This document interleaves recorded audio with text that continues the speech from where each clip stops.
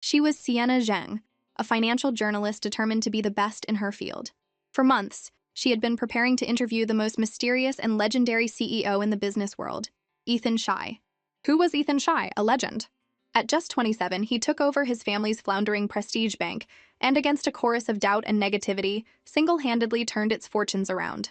Getting an interview with a name as big as Ethan Scheih meant instant recognition for any journalist. Today was the day, and she had been looking forward to it for far too long. But her hopes were dashed with a single phone call. "Hello, due to a personal matter, Mr. Scheih will need to postpone the interview for a week." That was unacceptable.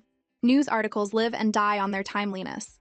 A week's delay would make her story completely irrelevant. She pleaded with the assistant on the other end. "A week is too late. Is there any way Mr. Scheih can squeeze me in? Tonight is fine. Even a phone interview would work. 3 hours. No, 2 hours is all I need." Finally, the assistant relented. He told her that Mr. Scheih had an important banquet that evening, but he could arrange a spot for her. He couldn't guarantee Mr. Scheih would have time, and she might end up waiting for nothing. But hearing there was a chance, she immediately agreed. The moment she hung up, Sienna collapsed onto her desk, completely drained. Her period had just started, and the cramps were killing her. A colleague asked her what was going on. Weren't she and her boyfriend celebrating his birthday tonight? Sienna sighed. "I have no choice. Do I bail on my boyfriend, or do I bail on Ethan Scheih?" Just then, her boyfriend called. A clear, cheerful male voice came through the phone. "Babe, when are you getting off work? I'll come pick you up." She felt a pang of guilt. "I'm so sorry. Something important came up for an interview. I don't think I can make it tonight." To her surprise, her boyfriend wasn't angry at all. He was incredibly understanding, telling her that work was more important and that he'd just celebrate with a friend. Feeling even more guilty, she apologized again. He just reassured her it was only a birthday and they could celebrate together anytime, then quickly hung up. Her colleague sighed sympathetically. "Life's tough.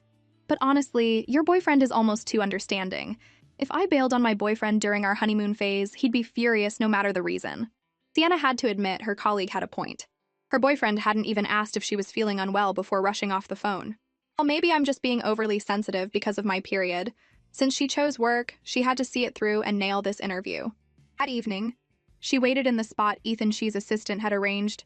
The cramps were a constant torment, and 2 hours passed without any sign of him. Suddenly, Ethan's brother-in-law, Peter Chin, happened to walk by, just as her phone rang. It was the assistant, apologizing profusely. After the banquet, Mr. Scheih had other business and wouldn't be able to make it. Sienna's face fell. Even though the assistant had warned her this might happen, the reality of being stood up still stung. She went to the venue's exit. As the crowd from the finished banquet poured out, spotting several familiar faces she had interviewed before, suddenly a drunk old man latched onto her. "Well, if it isn't reporter Jung, all alone? Let me give you a ride home. It's pouring out there. You'll never get a taxi." Just as he reached for her, she took a sharp step back and refused. "No, thank you. My boyfriend is coming to get me." Peter Chin saw the whole exchange and leaned over to the man beside him. "I've been interviewed by that young woman before. She's a good person. I hear she waited for you all night. It's not easy." "Ethan, why don't you give her a ride?" Ethan Scheih narrowed his eyes, glancing at the somewhat disheveled young woman in the distance. A moment later, a Rolls-Royce pulled up in front of her. His assistant courteously opened the door, and Ethan walked up behind her. "Miss Jung," he said, "I'll give you a lift." She instinctively pegged him as another shallow playboy, and used the same line to turn him down. "No, thank you. My boyfriend will be here to get me any second." A little while later, her boyfriend actually showed up. He was later than she expected, but with the rain pouring down, she understood. Since it was his birthday, she asked who he'd celebrated with, hoping he'd had a good time. But the question seemed to make him flustered. She playfully guessed it was his best guy friend, and he immediately agreed, praising her for knowing him so well. But as she leaned in, she caught a faint whiff of perfume on him. "That's weird. I didn't think his friend, Mr. Macho Man, would ever wear perfume. Did he get a girlfriend or something?" Suddenly, her boyfriend pushed her away gently and ruffled her hair, telling her to stop fooling around while he was driving. She couldn't shake the feeling that something was off. He'd been ruffling her hair a lot lately. Soon she was home. Exhausted from the long day, she was ready to crash. But then she realized her phone was missing. She remembered using it as she left the banquet. It wasn't stolen, it must have been left in her boyfriend's car. She immediately opened the Find My Device feature on her tablet. The phone's location pinged at a hospital. "It's raining so hard. Could he have gotten into an accident?" She threw on a coat and rushed to the hospital. Sure enough, his car was parked right out front. She just didn't know why he'd be at the hospital in the middle of the night. The next second, He walked out of the entrance, but he wasn't alone. A brown-haired girl was snuggled up against his side. They were acting intimately, like a real couple, laughing and talking under a shared umbrella. The sight hit Sienna like a bolt of lightning. So her strange feelings were right all along. It wasn't that he was understanding, he just didn't care. He hadn't spent his birthday with his best friend, he'd been cheating on her with this other woman. The perfume, the constant hair ruffling. It wasn't just her imagination. The signs had been there all along.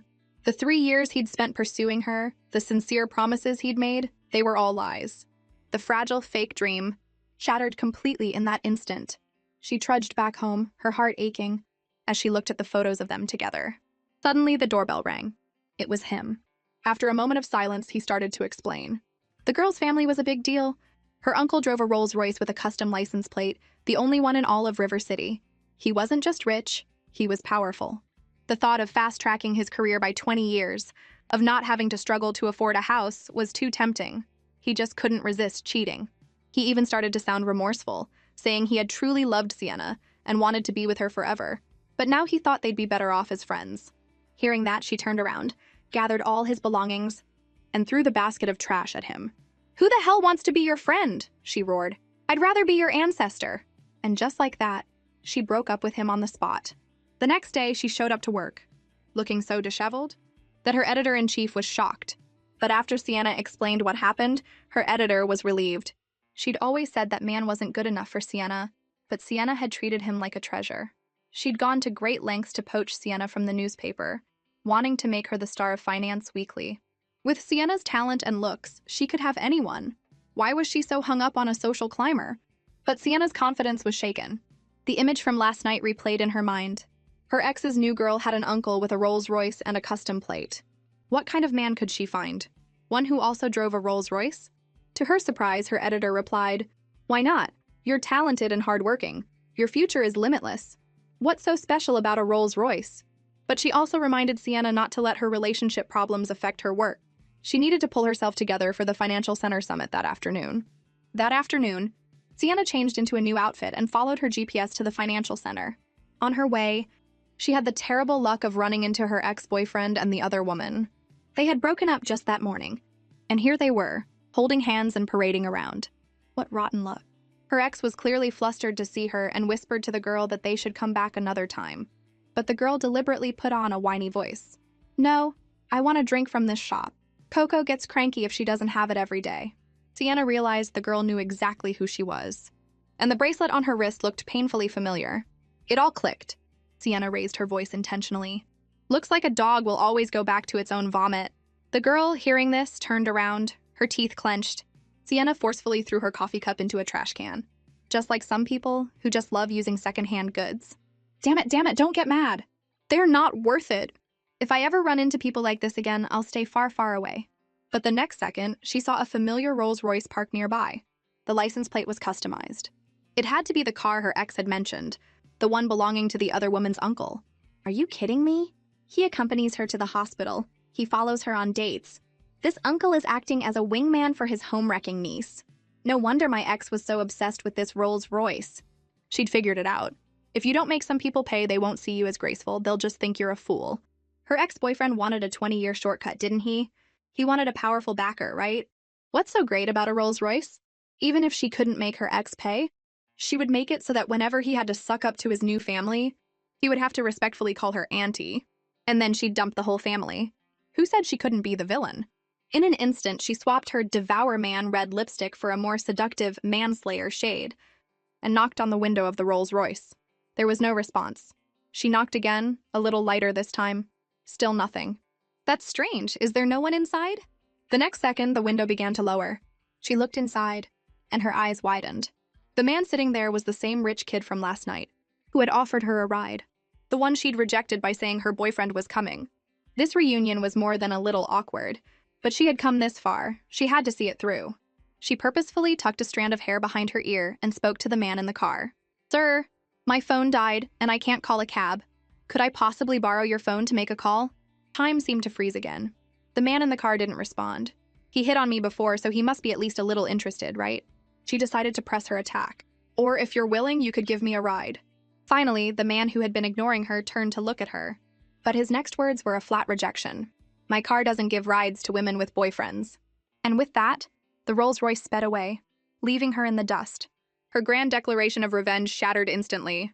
It seemed this rich kid held a grudge. This was mortifying. Forget it. I'll just focus on work. A failure in love meant she had to succeed in her career. Today's interview with the financial titan Ethan Shai had to be a success. Soon she arrived at Prestige Bank. As she was signing the visitor log, she saw a very familiar name on the list, Yulia Shu. Yulia was her colleague, and they had never gotten along.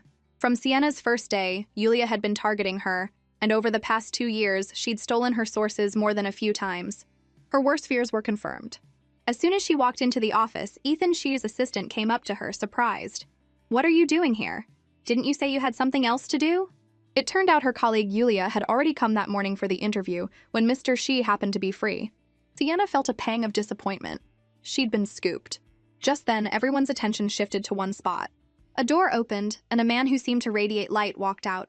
"Wait a minute, isn't that the uncle?" Suddenly, the assistant next to her addressed the man. "Mr. Shai." Her world fell apart. The nameless rich kid from the other night, the other woman's uncle she'd failed to pick up, was also the financial titan she'd been chasing. Ethan Shai. Her ex really knew how to pick them. The assistant walked over to Ethan and whispered something. Ethan's gaze fell on her. She felt completely lost, but forced a smile onto her face. Was she really just going to slink away and pretend nothing happened? No, she wouldn't. She suddenly turned and called out, "Mr. Shai!" "We had an interview scheduled for this afternoon. I've been looking forward to it for a very long time. Would you happen to be free now?" She swore it was the brightest smile she had managed in years, because not only was she going to get this interview, she was also going to become his auntie. Ethan just glanced back at her, before turning and walking away. It seemed she had failed again.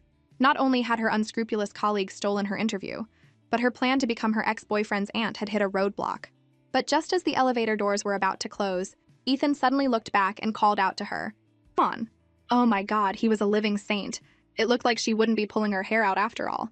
As the elevator descended to the second basement level, she asked curiously where they were going. Suddenly, Ethan's phone rang.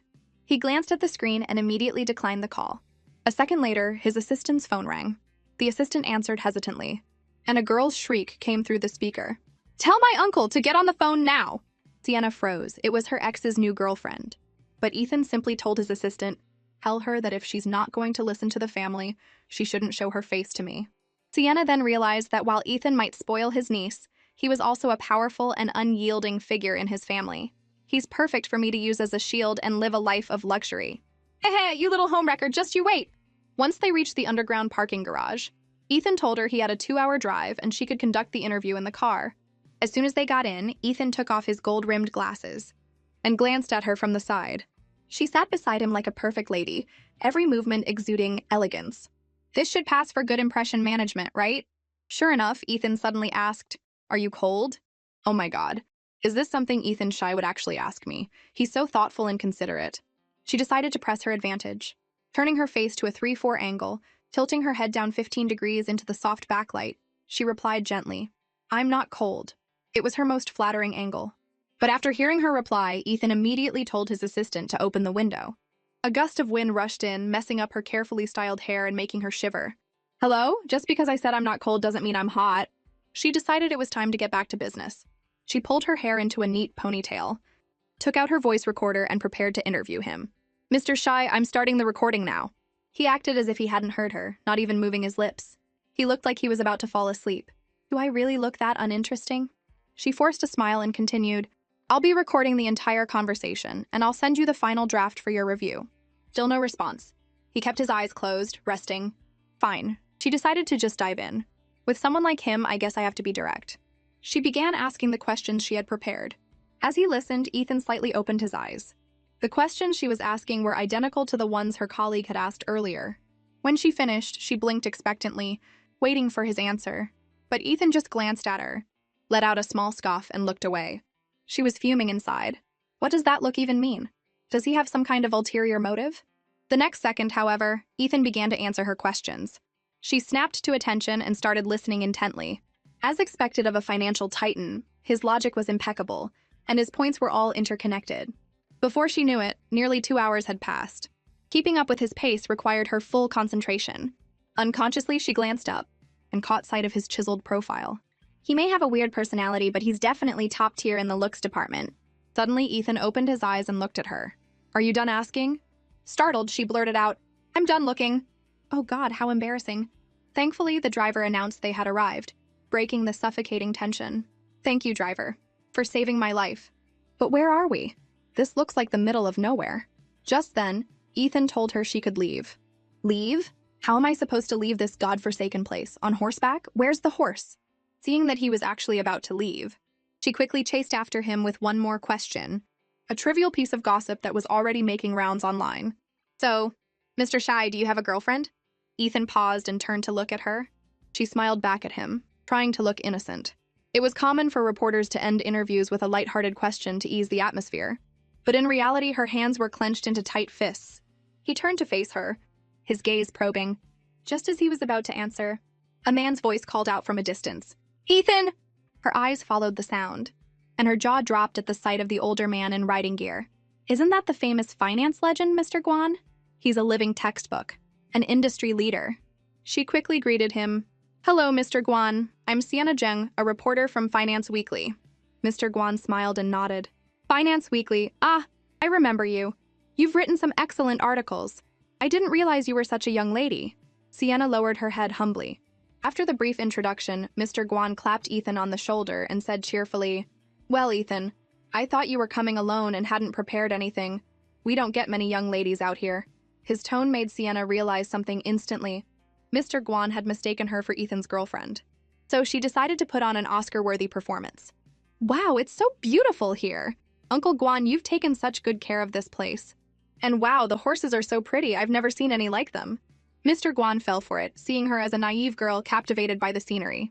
Little did he know, in Ethan's eyes, her performance had been over the top from the very beginning. Luckily, even though Ethan saw right through her, he didn't kick her out, or her act would have fallen flat. Suddenly, Mr. Guan led a horse over and asked if she wanted to learn to ride. Sienna was surprised. Can I really?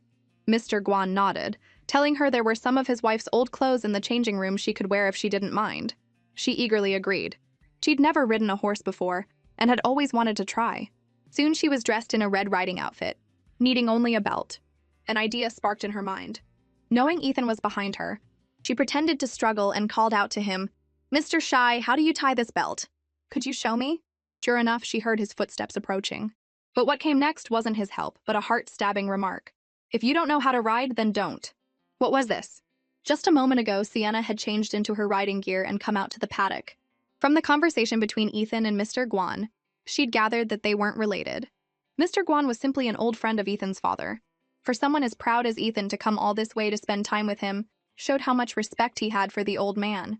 So she was certain that no matter how much Ethan disliked her, he would be on his best behavior in front of Mr. Guan. Especially when Mr. Guan said, Ethan, why don't you teach the young lady how to ride? Ethan actually nodded, a slight smile playing on his lips as he gestured for her to go ahead. The expression was a little unsettling. Whatever. It's not like he's going to feed me to the horses, right? She mounted the horse. Mr. Shy, you just have to teach me the basics. But before she could finish, Ethan leaped onto the horse and settled in right behind her. Her heart hammered in her chest. What is this? This is not the kind of teaching I had in mind. Ethan asked her what was wrong, and she mumbled an excuse about being nervous since it was her first time. So Ethan told her to hold on tight, while he handled the reins. The horse moved at a slow, steady pace, the evening sun bathing them in a warm glow. For a moment, it felt serene. She thought that maybe, just maybe, Ethan could be a gentle person. Soon the horse entered the track, where Mr. Guan was waving to them from ahead. The next second, Ethan flicked the reins, and the horse shot forward like a rocket. The peaceful atmosphere shattered, replaced by a dizzying rush. Slower, slower, she begged. But the horse didn't slow down. It went faster, clearing one hurdle. Then a second, a third, a 10th. She was tossed around, screaming, and nearly fell off. Finally, just before she completely lost it, Ethan pulled back on the reins, and the horse stopped. The sudden halt sent her lurching forward, and she would have fallen if Ethan hadn't grabbed her. She knew it. There was no way Ethan Shy would have a change of heart. Just then he asked, "Still want to learn?" "No!" she yelled. After Ethan's Rolls-Royce dropped her off at home, Sienna realized her earring was missing. But when she turned to look for it, the car was already gone. She had no choice but to let it go for now and try to get it back later. The next day at work, a colleague told her some shocking news. Yulia, the colleague who always had it out for her, had published her article. Not only had she copied Sienna's interview outline for Ethan, but she'd asked the exact same questions. That's when it hit Sienna. No wonder Ethan had given her that strange look in the car. He'd already been asked all those questions. With the end of the quarter approaching, the editor wouldn't want to get involved in a dispute between subordinates. Editor just use whichever article was better. But she wouldn't stand for it. It was her work, so why should she have to worry about someone else publishing it? She went to the restroom to cool down. As fate would have it, the culprit herself, Yulia, walked in while on the phone, likely with their editor.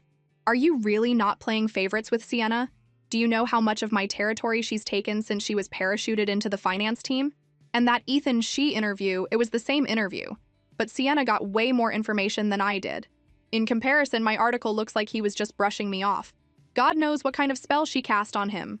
Hearing this, Sienna slammed the stall door open and stared at Yulia's pale face in the mirror. I didn't cast any spells, she said coldly.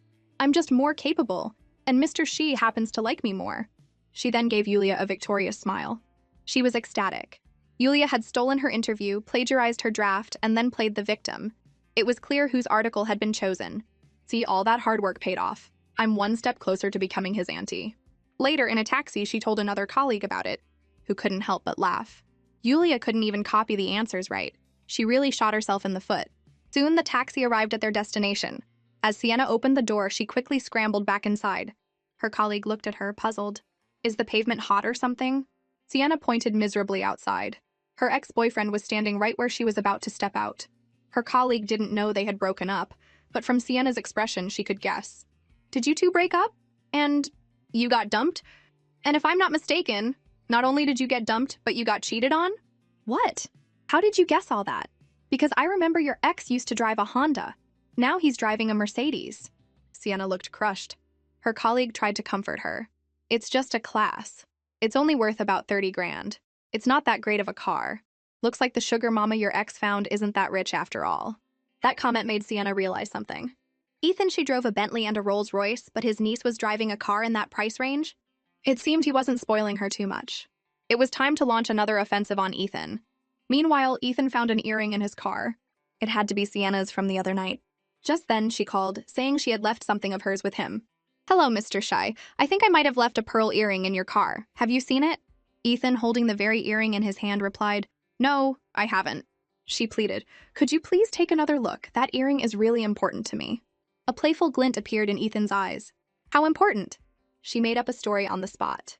It was my grandmother's gift to my mother, and my mother gave it to me. It's a family heirloom. When he didn't respond, she continued, I'm supposed to wear these earrings at my wedding. When I see them, I think of my grandmother. I haven't seen her in a very, very long time. She trailed off with a sniffle. Finally, after enjoying her heartfelt performance, Ethan's lips curved into a satisfied smile. I see it now. She smiled back, thinking she could use the earring to get another meeting. But his next words wiped the smile right off her face. Your family heirloom is made of plastic? Right. He never gave an inch. Sienna got his home address, insisting she would pick up the earring herself to save him the trouble of sending someone. When she arrived, she was stunned by how luxurious his place was. As she raised her hand to ring the doorbell, the door opened automatically. It was a high-tech smart door. She walked in but couldn't find the living room. The lighting was dim. The next second, she saw him sitting by a window as the sun set, head bent over a book. The faint sunlight cast a golden shimmer on his glasses, making him look like a painting. She didn't have the heart to disturb the scene. Finally, a breeze rustled the pages, and Ethan looked up from his book. Your earring is over there. She nodded, surprised he had actually kept it safe for her. She hurried over to get it, and saw a music album by her idol Lana Song in the room. That was strange. Ethan didn't seem like the type to enjoy pop music.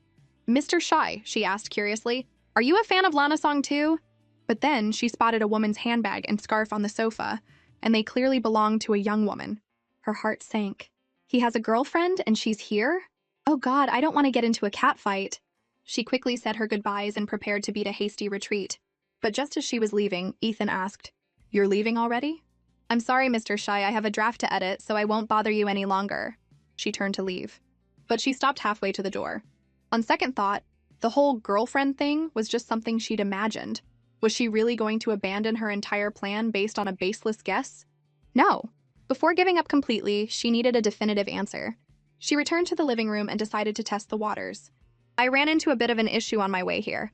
I was wondering if I could borrow something from your girlfriend. Ethan looked up, confused. Girlfriend? Sienna nodded. The lady in the room. Isn't she your girlfriend? Ethan glanced at the bag and scarf on the sofa, then let out a soft chuckle. No. Sienna smiled, relieved. Oh, that's good. Ethan looked at her, and the next thing she knew, he was standing right in front of her. Good in what way? Sienna's face flushed and she looked down, stammering, not knowing how to answer. Ethan tapped his glass impatiently, waiting for her to speak. Well, it just avoids any unnecessary misunderstandings, she finally managed. He took another step closer. What kind of misunderstandings? She quickly took a step back, lost her footing, and nearly fell, grabbing a nearby cabinet to steady herself. Ethan looked at her and said slowly, Then what about my niece? Won't she misunderstand? Sienna froze. What niece? The homewrecker who was with her ex-boyfriend? If she ran into her right now, all her plans would be ruined. With that thought, she bolted out of the apartment, leaving a bewildered Ethan standing alone. Just then, his niece emerged from a room. Uncle, was there a woman just now? She had a net worth in the millions, but was stuck working a 9-to-5 internship for a few thousand a month. She had enough money to last 3 lifetimes. But because her uncle Ethan had declared, Our family doesn't raise freeloaders, she was thrown into the workforce, to toil like everyone else. Inside the Finance Weekly building, Sienna's keyboard clattered away. The editor had assigned her an intern to help out, but one look at the intern's resume, silver medalist in the campus singing competition, president of the university makeup club, told her this was probably some spoiled rich kid she couldn't afford to offend. Just then, a commotion stirred in the office. The intern was standing behind her. Are you Sienna Zheng? HR told me to find you. Sienna turned around, a look of resignation on her face. The intern enthusiastically introduced herself. My name is Luna Chin. It's a pleasure to work with you. Okay, no matter how tough things got, she had to give her all to this final draft of the Ethan Shi interview. She decided to give the intern an easy task, handing her a recording of a previous interview. Just transcribe this and write a rough draft. Luna thought it sounded simple enough. How hard could transcription be? But when she opened the file, she realized it was a recording of an interview with her own uncle, Ethan Shi. The familiar dread of being under his thumb washed over her. The interview was in English, but the professional jargon made it completely incomprehensible. She turned to ask Sienna for help, but Sienna was wearing noise-canceling headphones and couldn't hear a thing. No matter how many times she called her name, Sienna seemed to ignore her and continued with her work. Luna had never been so blatantly disregarded in her life. Before she knew it, the sky had darkened.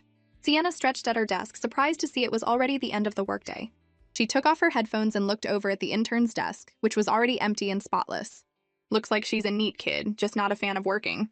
Meanwhile, Luna got home and immediately started complaining. Work is so boring. On my first day, my boss just told me to transcribe a recording. I'm a journalist, not a typist. Her father, Peter Chin, paused. Is your boss's name Sienna Zheng? When she nodded, he advised her to learn from Sienna. Luna glanced at her uncle Ethan. He was the one who had gotten her the internship at Finance Weekly after all. She then launched into a tirade against Sienna, hoping someone would take pity on her and rescue her from this misery. Suddenly, Ethan placed his phone face down on the table, wiped his hands, and a small smile played on his lip. A shiver went down Luna's spine. She couldn't tell what her uncle was thinking, but surely he would stand up for her, right? The next day, Sienna came to work, in high spirits. The editor had loved her draft of the Ethan Shi interview, and now all she needed was the green light from Prestige Bank. As soon as she turned on her computer, she saw an email from them. But to her shock, despite the excellence of her work, the feedback was a single word: rejected. Her perfect interview draft for no reason. She revised it several times, but each time the response was the same robotic rejected, with no explanation. She had no idea how she had managed to offend him. Luna, however, was secretly thrilled, assuming her uncle was getting revenge on her behalf.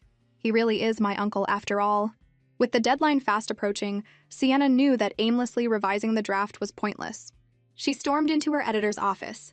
Editor, give me Ethan Shi's number. I'm going to ask him myself. She left work early and staked out Ethan's apartment building. As his car pulled into the complex, he saw her standing foolishly at the entrance. A gust of wind made her shiver, a small puff of white vapor escaping her lips. Suddenly, she seemed to notice something and looked up, calling out to him as he got out of his car, Mr. Shi! But she hadn't thought about what to say next. If she asked, Do you have a problem with me? Would that sound too aggressive? So, she blurted out, I had a feeling you wanted to see me, so I came to find you. Ethan studied her for a moment. And what makes you think I wanted to see you? She immediately regretted her choice of words. But now was not the time to back down. She had to stand her ground, even if she was wrong. Otherwise, why would you reject my draft 3 times? You won't even answer my calls. His reply was a cool, detached, I wasn't satisfied, not satisfied with what? She shot back. Point out what's wrong and I'll fix it, one thing at a time. I refuse to believe I can't get it right. But he wasn't playing her game. He turned and walked away. She felt like she had punched a pillow. The deadline was looming, and she couldn't give up on the feature she had fought so hard for. Then it must be because you wanted to see me? As ridiculous as it sounded, it miraculously worked. Ethan paused at his front door and looked back at her. Then come in. Unbelievable. Ethan tapped a chair, indicating she should sit there and work. She was even more incredulous. So he really did just want me to revise the draft. Her fingers flew across the keyboard, as she occasionally stole glances at him. He was pouring a drink when he suddenly asked, Want some water? Yes, she replied, but her eyes were on the glass in his hand. I'll have what you're having. Ethan clarified it was wine, but she insisted. He said nothing more, and poured her a glass. She went back to her draft while he took a phone call. It was his niece, saying she had just bought a fine bottle of wine at an auction and would bring it over. He immediately refused, his gaze drifting to Sienna. At that exact moment, Sienna was peeking at him. Her face flushed from the wine, looking particularly alluring. His niece asked why she couldn't come, and he simply said it wasn't a good time, before hanging up. A moment later, Sienna brought her laptop over for him to review her latest revisions. He glanced at it and dismissed it. Still too wordy. Sienna sighed and went back to work. In the quiet living room, Sienna wrote furiously while Ethan rested with his eyes closed. Half an hour later, she brought the laptop to him again. Much more concise, he acknowledged. Are there any other issues? The meaning of this paragraph isn't what I intended. Then what did you intend? Figure it out yourself. Or do you want me to write it for you? Another half an hour passed. This time she was sure it was perfect. After the nth review, Ethan finally nodded. This is fine. She was so used to his rejections that she couldn't quite believe it. Are you sure there's nothing else to change? I can revise it again. You have high standards, and I don't mind. Her tone was dripping with sarcasm. Ethan looked at her suspiciously. You've been in a man's house for this long. Doesn't your boyfriend mind? Hearing this, her smile faded. We broke up. The night I first met you, and then boldly made her move. Can I pursue you? And if I say no, will you stop?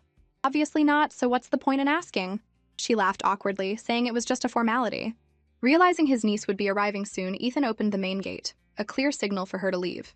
Sienna packed up her laptop and scurried away, calling back that she would add him on WeChat. Just as she left, she ran into his niece, Luna. Thinking Luna also lived in the complex, she reminded her to bring an umbrella for the rain tomorrow. A moment later, Luna, under the pretense of delivering wine, knocked on her uncle's door. The first thing she saw was a lipstick stain on a glass. Her uncle impatiently told her to put the wine down and go home. A pretty girl was definitely here. Could it have been Sienna, the woman I just saw in the complex? Meanwhile, Sienna got home, cringing at the awkward memory but anxiously waiting for her WeChat friend request to be accepted.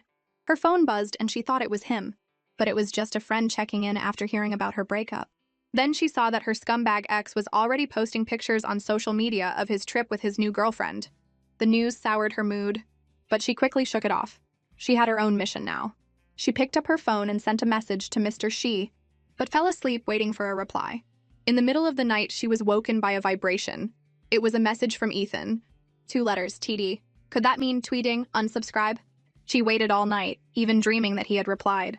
But after a whole night, the real response was even worse than unsubscribe.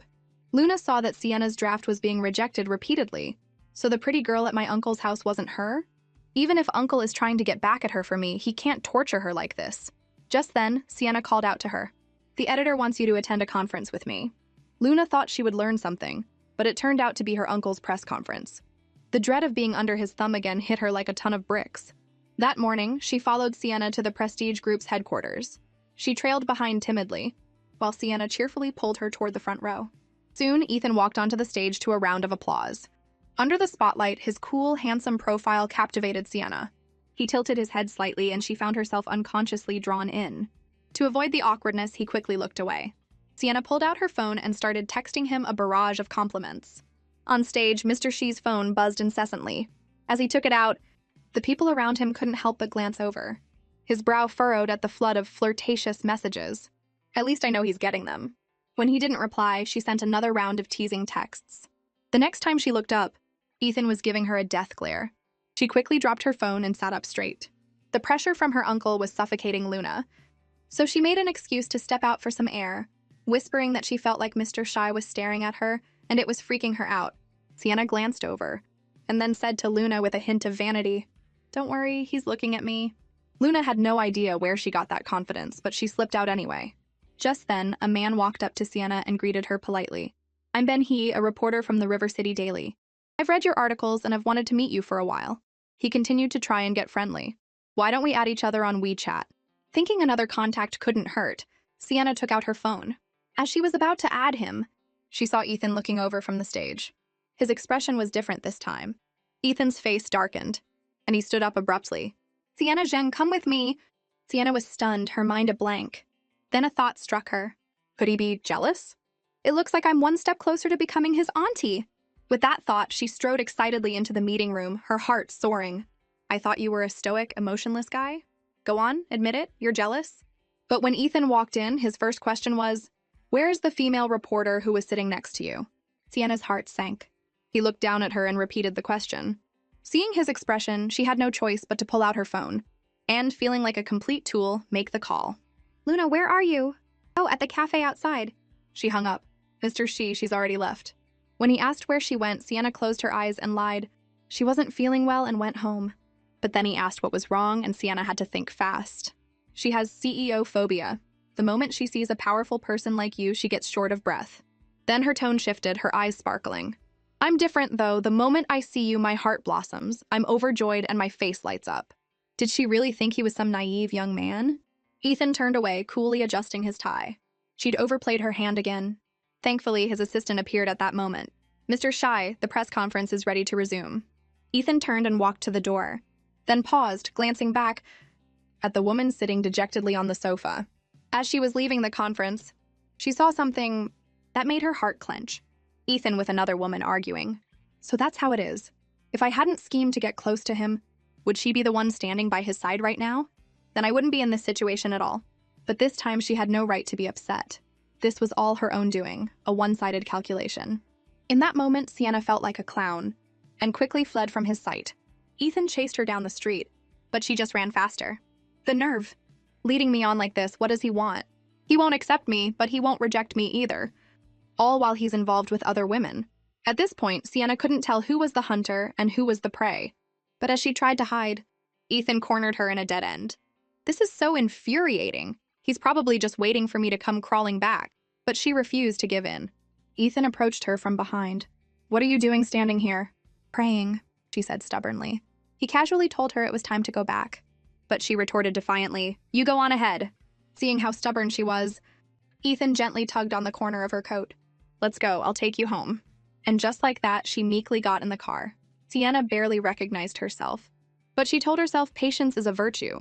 This is all part of the grand plan. She puffed out her cheeks in frustration, completely unaware that Ethan was watching her every pout. She felt torn, she should leave. But she also wanted to stay. One look at his slight smile and she caved completely. His secretary's voice came through the phone. "Mr. Shy." Ethan snapped back to reality and gestured for the call to continue. Without realizing it, Sienna had fallen asleep. Ethan gazed at her sleeping face, his eyes filled with affection. Seeing her eyelashes flutter, he quickly muted his phone, not wanting to disturb her peaceful slumber. A sudden break caused her to sway and start to fall. Ethan quickly cupped her face, gently propping her back up. So close to her beautiful face, he couldn't look away. Hearing her soft, warm breaths, his throat felt tight. His thumb traced the line of her soft lips. A dangerous look entered his eyes as he stared at his sleeping beauty, his desire to kiss her undeniable. When Sienna woke up, Ethan quickly pulled away, making things incredibly awkward. "Mr. She asked sheepishly, "have you been waiting long?" "Sienna Zheng, I'm a busy man," the proud CEO replied, not one to admit anything. She forced a laugh to break the tension, and then expertly made her escape. It was only after she was gone that Ethan allowed a satisfied smile to spread across his face, savoring the lingering warmth. It had been worth it. He couldn't stop replaying the image of her sleeping face. "Oh no, I don't think I ever want to wash this hand." Meanwhile, Sienna was over the moon. It wasn't on his way, and he's super busy, but he still went out of his way to take me home. Was he trying to comfort me? But then another thought struck her. Wait a minute. He was just with another woman, and now he's trying to appease me? The more she thought about it, the angrier she got until she let out a shriek of frustration. Then guilt washed over her. Okay, so I have ulterior motives too, but at least I'm loyal to him, right? I shouldn't be the one feeling this conflicted. The next day at Finance Weekly was another victory celebration for Sienna. Luna noticed she seemed down, and a colleague suggested they all go out for dinner to celebrate. Sienna was unresponsive, and the colleague started teasing her about her recent breakup. Finally, Sienna took off her noise-canceling headphones, looking confused and hurt. My headphones were on full volume. I couldn't hear anything. I'm sorry. Luna's head snapped around. She remembered how Sienna had seemed to ignore her before. So it was because of the headphones? It made sense. Sienna didn't seem like the type to be rude. Luna had completely misjudged her, and a wave of regret washed over her. After work, Sienna spent the entire evening waiting for a WeChat notification from Ethan. She had even bought tickets to a Jay Cho concert. All she needed now was him. Finally, she received a friend request. She couldn't believe it. After trying to add him so many times, she was finally in, but it was Ethan's niece. Despite the silly profile picture, Sienna was so excited she convinced herself that the bland, empty profile had to be his. Finally, I've got you. She was so thrilled that she barely registered what the other person was typing. She excitedly sent a picture of the concert tickets. Are you free tomorrow night? She could see the typing in bubble and could barely contain her excitement. Yes, then let's go together tomorrow night. The thought of going to a concert with Ethan had her dressing to the nines the next day. No matter what, becoming his auntie is going to be a piece of cake. Just then, a luxury car pulled up in front of her, and her smile vanished. A pair of legs and black stockings emerged from the car, and her smile froze again.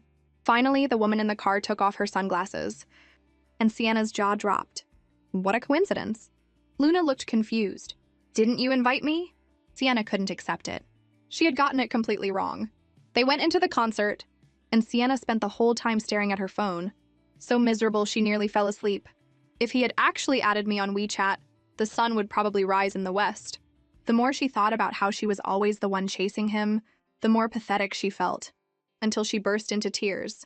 You scumbag! You jerk, Ethan! Sienna decided to channel her grief into energy, waving her light stick and turning her complaints into a full-blown performance. Luna noticed her bad mood, and Sienna started crying again. You know, I was just cheated on by a scumbag. And the other woman, her family has this amazing uncle. Luna was shocked. That kind of person should be amputated from the eyebrows down. From that point on, Sienna's dark side emerged. So I'm going to get with her uncle and become their auntie. Luna got pumped up too. Go for it, Sienna. By the end of the concert, Sienna was half dead. Her feet, neck, and back all ached, and she was in a daze while trying to hail a cab. In her disbelief, she saw Ethan in a car nearby, lowering the window. For a second, she thought he was driving toward her. Sienna stared at him, dumbfounded. Is he waiting for me? His gaze was so intense that Sienna couldn't help but gulp. She turned her head away, pouting, and then hobbled over to him. I sprained my ankle, and it's all your fault. You have to take responsibility for me. Ethan glanced at her guilty expression, smiled faintly, and then hit the gas and sped away. Sienna was left standing there, limping and fuming. Scumbags really are heartless. After checking to make sure no one was watching, she started yelling, Ethan Shy, you bastard! You have no conscience, no feelings. Am I not beautiful? Am I not cute? Those two eyes under your eyebrows, you might as well donate them to a hot pot restaurant. But the next second she was caught. He had returned. He let out a cold snort, and she immediately straightened up, her tone changing completely. The most dazzling flower of countless springs. As she tried to backpedal, she looked at him. I think I can explain better in the car. In the car, he relentlessly pressed her. Haven't you made it up yet? After a fierce internal struggle, she sighed. Don't rush me. A test has a 90-minute time limit. Then she gave up, clutching her foot and whimpering in pain, then sped to a clinic. But even a slight movement of her foot sent a sharp pain through it. She gave him a pitiful look. Ethan, my foot hurts. I can't get out of the car. He stared at her blankly. She started complaining. It's all your fault. If it weren't for you, I wouldn't have sprained my ankle. He adjusted his glasses. I didn't see anything. I donated my eyes to a hot pot restaurant. But his little darling hooked her foot around his leg, shook her head, and said in a cute, whiny voice, Carry me, on your back. Ethan looked at this little minx, wanting to be angry but unable to.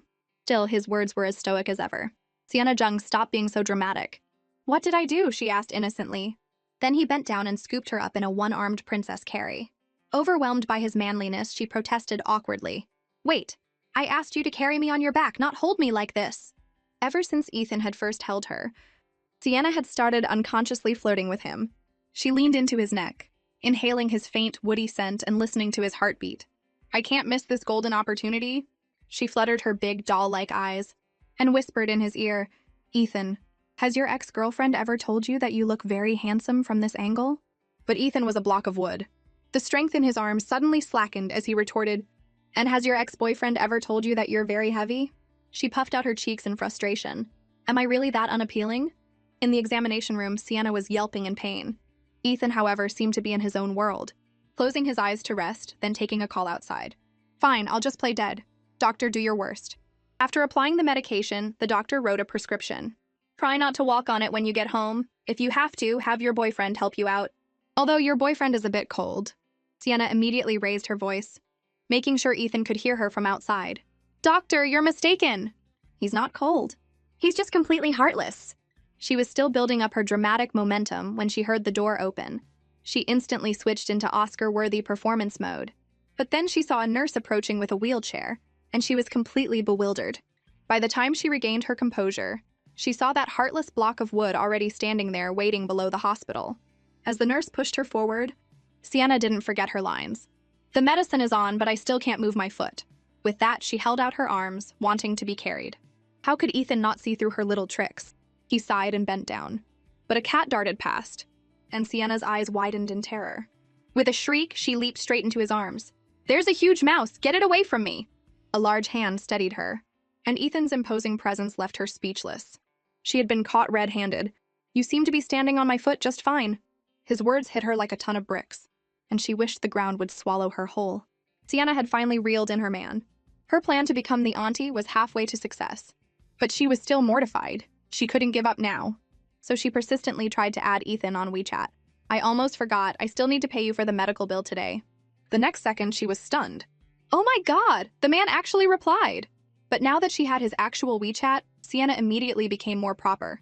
She transferred him the money for the bill, wincing at the cost. But the next second, she saw a transfer returned notification. Consider it your acting fee for today. Seeing her chance, Sienna played along. I don't want an acting fee. I want you to have dinner with me tomorrow. Meanwhile, on the other side of town, Ethan's sister thought something major must have happened. He was staring at his phone and smiling, a man who usually wore a constant frown. Ethan didn't even try to deny it, simply replying to the message, Tomorrow at 5 p.m., I'll pick you up. Sienna was overjoyed and sent a cute, flirty reply. She thought she'd finally have a nice date with Ethan tomorrow. But the next day, she started to get fussy. But it's our first date. Ethan, which outfit looks better? He watched her fret over her clothes and replied indulgently, the red one. With that, Sienna started rummaging through her closet but couldn't find anything suitable. Suddenly, she remembered the day they went horseback riding. That was the only day she had worn red, and he seemed to have stared at her for a long time. An idea formed in her mind. Since Ethan is basically begging me to wear it, she paused for a few seconds, then ran to a mall to find the perfect date outfit. When she tried it on, she looked absolutely stunning. The impulse buy was worth it. But on her way to the checkout, she heard a sickeningly familiar voice. That dog of a couple was cooing right next to her. Sienna knew her luck was bad today, but she didn't dare confront them. But it was okay, because Ethan's niece was about to come to the rescue and tear them apart on the spot. But the first thing she did was send him a selfie. Do I look good? I want a 2-word answer. Ethan's eyes were glued to the picture. He had been in a serious meeting, but now he couldn't look away. She pouted at her phone. Stubborn Ethan, the hardest thing on your entire body is your mouth. Meanwhile, Sienna, in her red dress, was effortlessly outshining the other woman. What's so great about that? Our tastes are surprisingly similar, the other woman sneered. Sienna wasn't one to back down. I'm just playing along. Whoever looks worse is the one who should be embarrassed.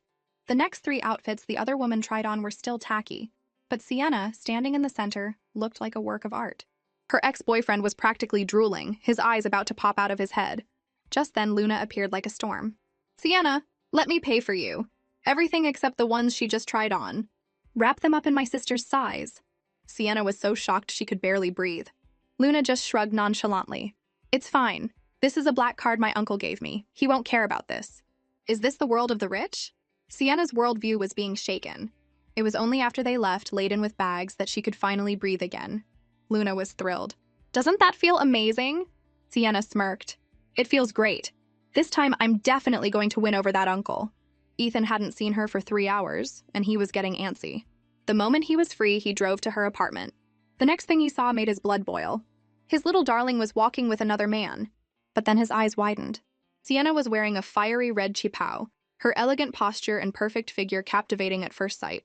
He couldn't take it anymore. He got out of his car and rushed toward her. "Sienna Zheng, get in the car." She was just wearing a red qipao, and it made Ethan completely lose his mind. But Sienna hadn't expected him to see her. I was supposed to return all these expensive clothes. Now he's going to think I'm a gold digger, isn't he? Ethan received a text about a massive charge to his card, but Sienna was more confused. Why is he so desperate to drag me into the car? He's not even letting me go home to put my things down? And are we really going to dinner at a place like this? The sunset over the tranquil lake was a beautiful backdrop for Sienna. Ethan came up behind her, his words just enough to infuriate her. "Why are you so short?" Those 3 words made her practically steam. "What do you mean, short? I've been over a meter tall for years. The bus has never given me a half-price ticket. Don't you talk nonsense with your eyes wide open." At her fierce retort, Ethan walked ahead, secretly smiling. But after a few steps, she looked like she was about to cry. "You promised you'd have dinner with me." Ethan paused and looked back at his soft, pitiful darling. "Isn't this having dinner with you?" But this wasn't what she wanted, and he knew it. Her soft voice tugged at his heartstrings, and he finally took off his gloves. The triumphant Sienna smirked, linked her arm through his, and huffed. "Well, I wasn't exactly pure of heart either, so I'll just play along." She gave his arm a light squeeze, her smile reaching her ears. As they walked in together under the gazes of the other guests, Ethan looked so handsome that her heart skipped a beat. Feeling the heat of everyone's stares, Sienna blushed. So this is what it felt like to be the center of attention. But when she saw the brand representative, she immediately put on her professional face. "Hello, I'm Sienna Zheng, a reporter from Finance Weekly." Just then, she received a text from her scumbag ex. "Sienna, are you free?" Her veins bulged with anger. "I deleted your pictures but forgot to delete you. You just love being a pest, don't you?" She sent back a biting reply and felt a rush of satisfaction. She felt a gaze on her and her blood ran cold. He looked at her as if she were a child. He narrowed her eyes, staring at the draft on his phone. "Are you done chatting? Making a heart-shaped cake?" She was so embarrassed she wanted to dig a hole and hide. Some people are alive, but they're already dead. "Is Miss Jung not feeling well?" He glanced at her. There's no cake on the menu, so she's lost her appetite. Even though her explanation was just a cover-up, she was enjoying it. He even indulgently ordered a whole cart of little cakes for her. Only Sienna could be babied by Ethan like this. He couldn't understand why the Sienna who had tried so hard to get close to him was now so eager to run away. After he dropped her off, she practically sprinted away, not looking back no matter how many times he called her name. "As long as I run fast enough, the awkward one won't be me." But she hadn't gone far before a pair of shiny leather shoes caught up to her, and a hand grabbed her. "What are you running from?" "I heard you," she said. He held her hand even tighter, pulling her into his arms. "You heard me and you still ran, in a hurry to get home and make your little cakes?" She wished she could die. Seeing his mocking expression, she wanted to shake off his hand. "So annoying, you jerk, Ethan." But as he let her go, the mocking look on his face disappeared. "You left a bunch of your things in my car. Aren't you going to take them?" She hadn't misread it. He was definitely laughing at her as he walked away. For the next few days, Sienna pushed him to the back of her mind and had fun with her old college friends. Maybe if I give it some time, he'll contact me. So she waited, visiting attractions with her friends, from morning till night, from night till gossip. "Are you serious? You even dared to provoke the CEO of Prestige Bank?" Sienna flicked her hair. "Why not? He's just a man. I hate to admit it, but I believe you. You've got guts." But in reality, Sienna was terrified and full of guilt. I really haven't bothered him in a long time. In his eyes, she was the prey. What little cakes, what not running away. I'm not going to deal with him. Meanwhile, in River City, Ethan was irritably scrolling through his chat history. He paused when he got to Sienna's profile picture. She hasn't been active in a while. He clicked into her social media, zooming in on her photos. His eyes filled with longing. Just then, Mr. Guan saw his screen. "Oh, isn't that the reporter from last time? So, how are things going with the young lady? I read her latest article about you the other day. She's a very sharp writer, more incisive than many men." At that moment, Sienna was fast asleep. As she turned over, her phone suddenly buzzed with a message from Ethan. "When are you coming back? Uncle Guan misses you." Sienna woke up wanting to curse. "If you want to see me, just say so. Why bring someone else into it?" She sent him a barrage of voice messages. "Don't leave me hanging. Why would Mr. Guan want to see me?" Ethan woke up, rubbing his sleepy eyes, but he was secretly thrilled. "He's willing to give you an interview, so he really wants to see you." Sienna was so excited she almost screamed. "Thank heavens, thank earth, thank you, boss." I'll fly over to see you right away. But she quickly regained her composure and sent him 3 question marks. Although she didn't have much to hesitate about, she still got Mr. Guan's address. In a small gesture, he suggested she stay in Wucheng for a few more days to see the famous snowscapes. She adjusted her schedule for the following weekend and politely ended the call. The next day, she was out having fun with her college friends again. The third day, she was speeding down a ski slope, taking pictures of the ginkgo trees and the beautiful snow. The fourth day, she was feeding adorable Sika deer. Just as Sienna was thinking, life is so much more relaxing without that difficult Ethan. He was at home, unable to sleep because he was waiting for her. Fuming with impatience, he checked her social media again. Seeing his beautiful woman had completely forgotten about him, he replied to a 3-day-old post. Seeing her ignore him, he angrily tossed his phone aside. But then he saw a new message from her. I'm back. He wanted to rush to see her immediately. But Ethan's pride was his strongest trait. He sent a cool reply. That was quick. Sienna could tell he was being sarcastic. But she had more important things to worry about than him, her career. So she changed into one meticulously chosen outfit after another and went to the art gallery. She took out her phone, checked her makeup and hair in the reflection. Okay. Then she saw a certain person standing at the entrance. Ethan was waiting for her, his heart full of anticipation. Although Sienna had to admit he looked devastatingly handsome, and she ran toward him like a little snowman. The fact was, he was definitely giving her the cold shoulder. She scoffed, having figured out his proud nature. Ethan, have you been waiting for me? He had just realized the power of her writing, so impressive that it had earned her the respect of Mr. Guan, and they had been talking for a long time. Ethan had been sitting quietly on the side, turning into a jealous stick figure. Have some tea. Don't you love the snow? This was brewed with snowmelt. She glanced at him, sensing his sarcastic tone. The conclusion, looks like the great CEO is jealous of the snow. So she grabbed the cup and started chugging, blowing on the tea and saying, I love the taste of snow. As they bickered, Ethan got so annoyed he ended up lying on the beach. He thought a notification was a message from her, but it was a refund notification. He quickly set his niece to, do not disturb, unlink your bank card from my phone. I don't want to see these junk refund messages anymore. Luna was baffled. I wouldn't return it even if it rotted. It was my gift to Sienna, right? She returned it all. At dinner that evening, the 3 of them sat at the same table. Mr. Guan suddenly asked, Sienna, how old are you? 25, she replied politely. Mr. Guan beamed. That's very compatible with Ethan's zodiac sign. Have you 2 thought about giving it a try? Ethan remained impassive, but Sienna's mind was racing. To avoid the awkwardness, she decided to tease him. Actually, our magazine has a lot of pretty reporters, and Mr. Shai has a particular fondness for good-looking journalists. Ethan shot her a look, but she kept going. At the last press conference, weren't you staring at the intern for a long time? No, he said, his voice tight. Sienna couldn't look at him, but her foot started restlessly tapping under the table, which was driving him crazy. I was just teasing you, she said helplessly. What do you want from me? But then she pointed to a large shrimp.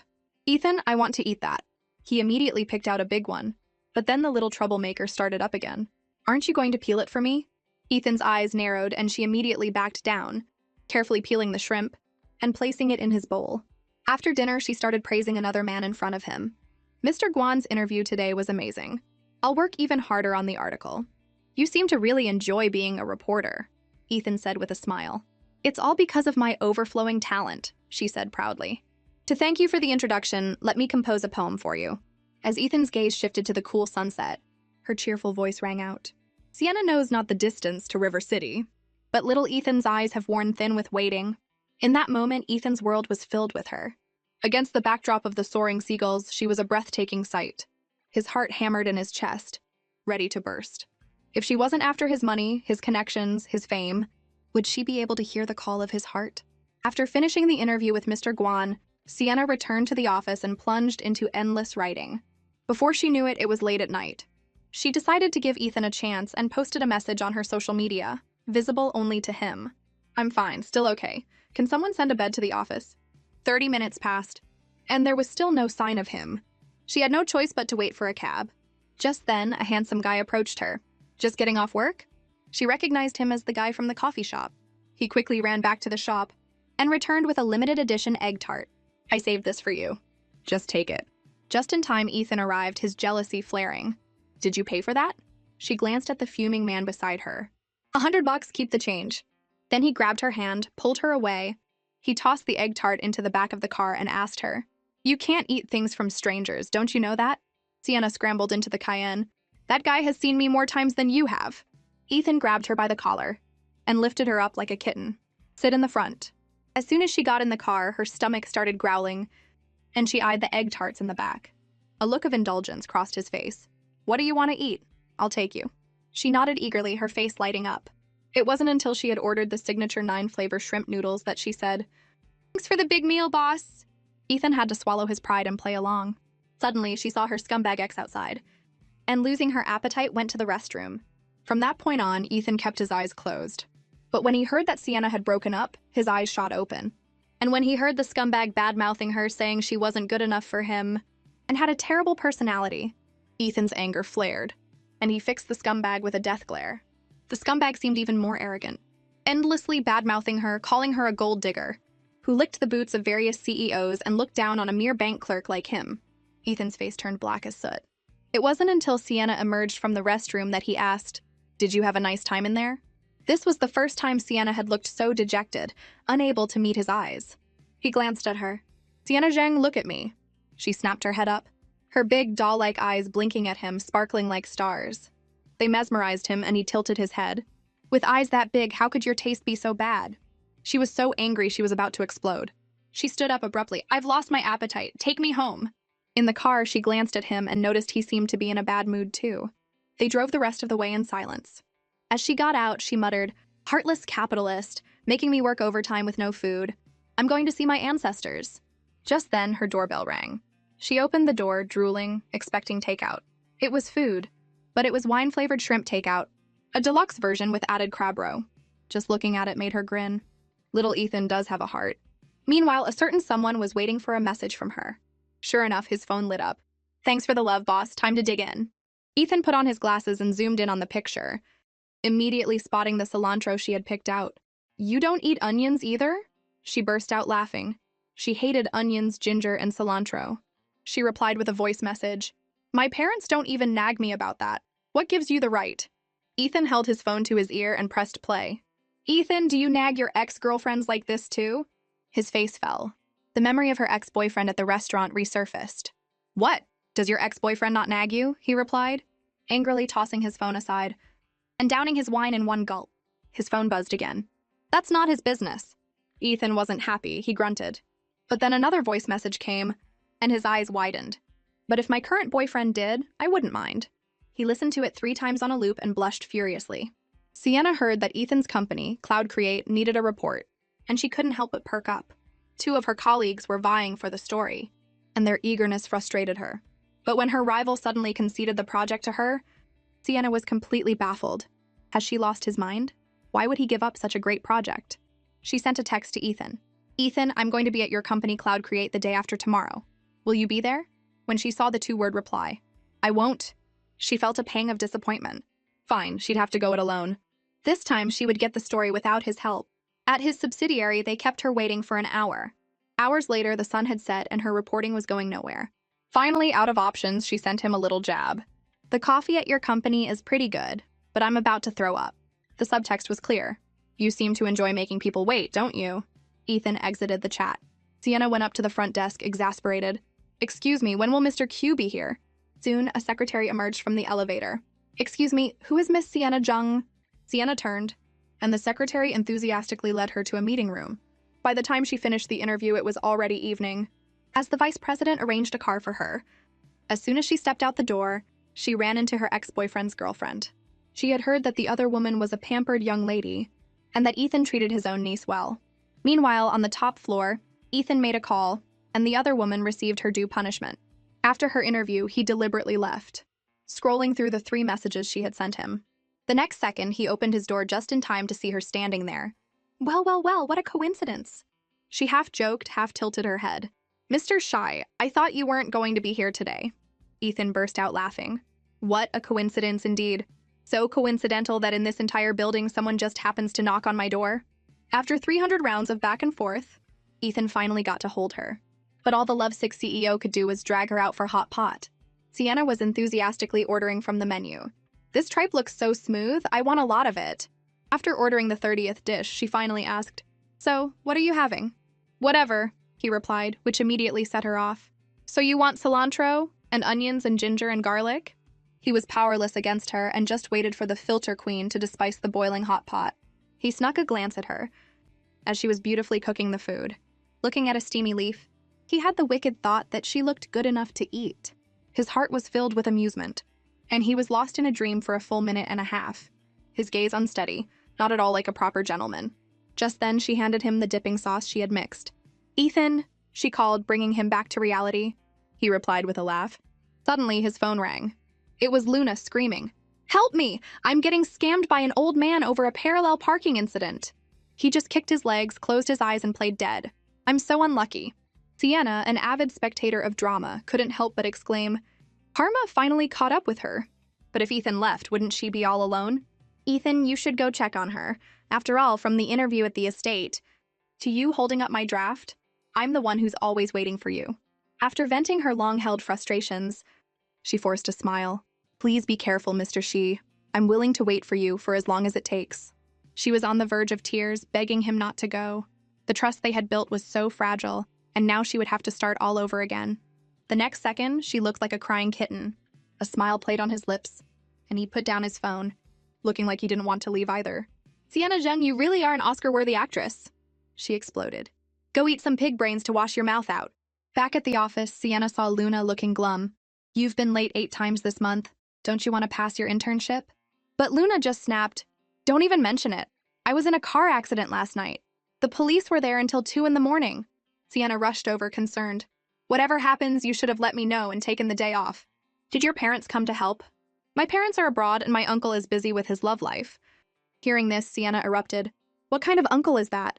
Nothing is more important than his niece. In ancient times, she'd be the kind of bewitching siren who leads a king to ruin his country." But a single message from Ethan had her instantly morphing into that very siren. When she saw he was going to the US, her mood soured. She wanted to ask when he'd be back, but he just sent 3 question marks. So she started spamming him 3 times a day. "Miss you, miss you, miss you!" She told him to look at the little stars. As he was boarding the plane, he looked like a statue waiting for his wife. Seeing her 2 ambiguous "miss you" messages, his smile stretched from ear to ear. A few days later, at a charity dinner in the US, Ethan felt restless. He stepped out onto the balcony and looked up at the starry sky. So many Siennas, all seeming to ask when I'll be back. He was just too far away from her now. The 3rd day, he unexpectedly showed up at her apartment complex. The silly girl thought she was hallucinating and was about to go hang out with her college friends. But her friend saw her Prince Charming and shoved her clothes at her. "The CEO who's chasing you just showed up at your door." Sienna ran over as usual. "What are you doing here?" Sure enough, Ethan's intentions were clear to everyone. Just a little something for the Oscar-worthy actress. This stoic man was too good. It was a pair of high heels to replace the ones she had broken at the concert. Sienna realized he was surprisingly attentive, but now he was reluctant to leave. "It's a shame you didn't say your friend was coming sooner." Sienna, still in a daze, finally realized. "So he came back early for me?" In that moment, she felt like she had fallen into a pot of honey. She kept blowing him kisses from behind. Ethan at the wheel was completely smitten, his gaze lost in her reflection. A picture of his 18-year-old love on New Year's Eve was enough to cure the stubborn Ethan, and he finally took action. But Sienna was fuming. She had just taken her friend Brianna's advice to play hard to get, to make the neglectful pig miss her. But after 3 hours, her post had 100 likes, and not a single one was from him. Sienna knew that tactic wouldn't work on Ethan. As the countdown to the new year began, she bravely sent out a mass greeting. She sent a Happy New Year, and he replied instantly. But after a while, she felt like she wasn't making any headway. Every word she typed was carefully chosen. Ethan was clearly dying of anticipation. He had even canceled his trip to the US to spend New Year's with her. Brianna laughed. "Before he could even make a move, I snatched you away." Just as Sienna was about to type her next message, Brianna told her to end the conversation. "Don't let him get a hold on you." Sienna had never seen this tactic before. What kind of adult says they're going to bed at midnight on New Year's Eve? "That's how you keep a man wrapped around your finger," Brianna said. Sienna was helpless but decided to follow her friend's advice. "Would you believe me if I said I was going to sleep?" But a minute after she sent it, the silence was broken, and she was instantly mortified. She quickly scrambled for her phone to try and fix it, but she only made things worse. It was clear this was something that would get a reaction out of him, but his aggressive messages made her want to dig a hole and hide. "I'm so embarrassed. That jerk Ethan is definitely doing this on purpose." She quickly typed, I already said it's nothing. I was just anticipating what you might think. I'm going to bed. Bye. Meanwhile, Ethan had just gotten out of the shower. He was so worked up, his face flushed. Even though he only picked out the words he wanted to see, Sienna's flirting had him all fired up. He turned and silently went back into the bathroom for 3 more cold showers. After New Year's, Sienna had learned her lesson. She sat at her computer, meticulously checking every word of her work. A message came through quickly. Mr. Guan was inviting her to the horse stables. A year later, she was back at the stables where Ethan had taught her to ride. Brianna bounced over to her. Sienna, I have a bold idea. I've never ridden a horse before. 2 days later, Ethan was at the stables in the suburbs. His friend was there, just like before, bringing him good things. The only change was that Ethan was acting even more arrogant. But his friend's face was full of concern. Ta-da! I went up the mountain and got a few of these. Ethan, pick one. Ethan glanced at them, casually picked one up, and waved it in front of his face. You really believe in this stuff? His friend just wanted some peace of mind. In our line of work, our moods are like a roller coaster. Quick, look at what's carved on the back. Ethan squinted. He hadn't expected to see wish come true. He then took a laughing Buddha and waved it around, feeling a bit bewitched himself. Whatever you wish for will come true. As he was looking at the wish come true side, he noticed her in the background. His eyes lit up inside and out. Looking at her beautiful face, he wanted to run to her. Wish come true. So this is what a wonderful opportunity feels like. Meanwhile, his friend had already rushed over to Sienna. Hello, beautiful! But a certain someone was still pretending to be reserved. Even Sienna was panicking. If I had known Ethan would be here, I wouldn't have come to the stables to make a fool of myself. But her heart still belonged to him, and she snuck a glance at Ethan, only to see him sitting there, unmoving. She puffed out her cheeks in frustration. Ethan raised an eyebrow in her direction, as stoic as an old dog. Sienna just left him there, and went to chat and laugh with another guy. That was enough to make Ethan unable to sit still. The stables were filled with laughter. Thank you, little brother. It'll be great to have you teach us how to ride. His friend was thrilled. Of course! This made a certain someone so jealous he could have opened a vinegar shop. His eyes growing sharper. You're very free? Sienna was caught by Ethan, and the rival was his own friend. Ethan completely lost his mind. But Sienna acted as if she had nothing to fear. The stables aren't owned by you, right, little brother? Finally, she was silenced by his glare. Believe it or not, with one word, I can make sure you never get in. Sienna was instantly speechless. His friend had to try and smooth things over. Ethan, how can you scare a beautiful woman? Since we're all friends, just make yourselves at home and have fun. But on her end, she misunderstood. Well, we're not really friends. We're not that close, so we can't be too much trouble for you. Just as his friend was about to make a tactful retreat, he followed her to the changing room. As she was struggling with her belt, the thought of Ethan made her mind a mess. But who cares, I'm just annoyed. The moment he heard the word annoyed, he couldn't help but hug her from behind. Unconsciously, his cold body pressed against hers. His breath was so close, and Sienna could only stand there, frozen. With a click, she opened her eyes and saw the gentle hand around her waist. She leaned back, then pushed him away. It's done, thank you. But he grabbed her hands again, holding her tight. Weren't you trying to get my attention just a couple of days ago? A day has passed, and now you have nothing to say? The dead memory suddenly attacked her, and she struggled to push him away, but his height and strength easily overpowered her. Just then, his friend came looking for them. You two, are you done yet? Sienna lowered her head in shame, her body instinctively pressing back against him. A grin spread across his face. Not done. What's the rush? Now was her chance. She pinched his thigh. That pinch completely undid him. He lifted her up, his mind in a state of chaos. But Sienna just stood there, dazed, and took a deep breath, getting angry. That's when he stopped teasing her. But her heart was still pounding like crazy. If I sleep with you, will you be responsible? That finally got him hooked. He thought teasing her would make her back down, but she just jolted. Her beautiful eyes filled with his reflection. His gaze on her lips grew more intense, and the hand on her waist pulled her closer, any remaining shred of sanity crumbling. His other hand cupped the back of her head, and he leaned in. Sienna was so scared she yelped. Your watch is so cold! Snapped him out of it. He put her down, and the playful girl's face began to burn.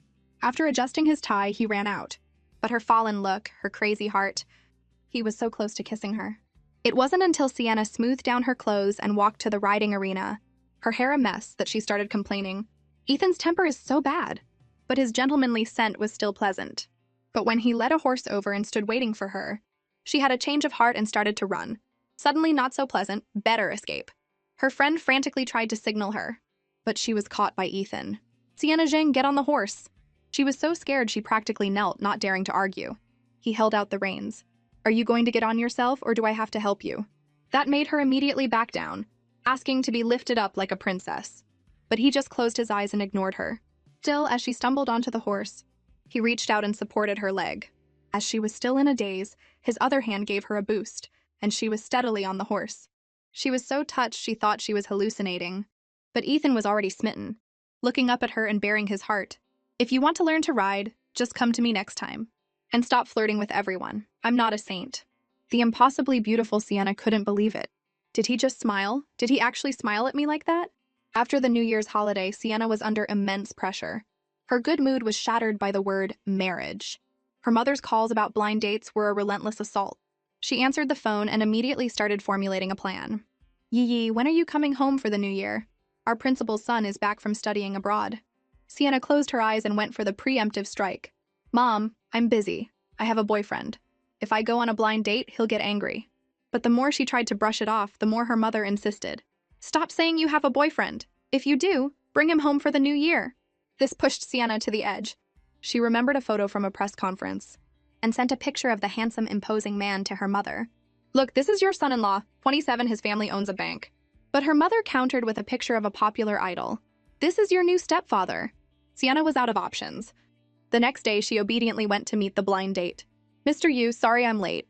The man was ordering, so Sienna just lowered her head and played with her phone. She had nothing to say. And as the awkwardness grew, she scrolled to the picture of Ethan she had saved yesterday. They're both wearing glasses, but their auras are completely different. As she was comparing the picture of Ethan to her blind date, he spoke. "I was forced to come here by my family." Sienna breathed a sigh of relief, instantly relaxing. "I'm only 25, I'm not at the age for blind dates." The man beside her agreed, saying he had no intention of settling down and was going to the US for a study tour after the new year. "We'll just tell our families we're better off as friends." Sienna wholeheartedly agreed. As she was leaving, he suddenly called out to her, "Miss Jung, you probably don't lack for suitors. So I was thinking, could it be that you have someone impossible in your heart?" His words stunned her. Looking at the warm, sun-drenched maple trees across the street, she thought of that impossible person, of him. But there was no future for them. Still, she inexplicably looked across the street and saw Ethan, his eyes dark with exhaustion, standing there watching her. Realizing what was happening, she started to back away. Did he see everything? If I run now, will it look like I'm guilty? Ethan, worried his exhausted state would scare her, quickly sent a text, "Don't move." When the light turned green, he put his phone away and walked across the street, catching up to her at the bustling corner. The guilt on her face was even more pronounced. He walked up to her, and she was about to say, "That thing with Owen was just an act, I was forced into it." Looking at him, she realized their relationship hadn't reached that point. Don't be fooled by his tired sigh. Inside, he was dying of embarrassment, his pride gone. He lifted his hand, wrapped a scarf around her neck, and pulled her into his arms. She went on a blind date, and he was still sitting calmly at home. But his grandfather had noticed something. "Ethan, I hear you've been seeing an actress lately?" Ethan, still immersed in her writing, started to act. She just has a strong desire to perform. But she's a decent girl. Just then, Luna bounced in to get the gossip. "Grandpa, I came to see you." The old man's face lit up. "Luna is the best. Not going out with your boss anymore?" "Sienna went on a blind date," Luna blurted out. The words hung in the air, and Ethan's face instantly turned to ice. But it just made his grandfather laugh. "She's already going on blind dates, and you can't even graduate." Ethan, who had been listening from the side, couldn't sit still anymore. He came over and gave Luna a light tap. "You're being nosy." 2 hours later, Ethan had caught up to his little darling and was out of breath, still holding her, his face grim. "Stay with me." She was scared and tried to pull away. "Stay for what? I'm busy." He was about to lose his temper, blocking her way as if demanding an explanation. "Busy with blind dates?" But Sienna didn't feel there was anything to explain, and her voice grew smaller as she tried to avoid him. "That was my mom's boss's son. We even took calligraphy classes together as kids." Seeing him get closer, she stopped being scared and grabbed his arm. "Ethan, don't you believe me?" Then she took a small step back. "Ethan, are you angry?" But his tail was already wagging, and his mouth was still stubborn. Amidst her sweet cooing, he finally gave in. She just had to look up at him with her big doll-like eyes, and he was completely disarmed, gently pulling her close. "A little fox is just after money or affection. If it's money, I have plenty. If it's affection, who knows who's getting the better deal." Seeing Ethan smile foolishly, already thinking of names for their children. Sienna felt a little creeped out. His hand gently brushed her ear, his eyes full of a dangerous glint. "Since you're so free, why can't you stay with me?" Sienna was speechless again. She had definitely overdone it this time. As angry as Ethan was, he was also just trying to appease himself. "What's the status of the Cloud Create IP? Come to Cloud Create tomorrow and work overtime." The next morning, Sienna obediently reported for duty. Seeing her arrive, Ethan loosened his tie, revealing his tempting Adam's apple, and struck a pose. His little darling kept peeking out, and when he turned his head, she giggled, her red makeup vibrant as she walked in. "Ethan, I'm here to work overtime with you." Little Ethan blushed, completely captivated by her. But compared to his business dealings, this was the prize worth betting on.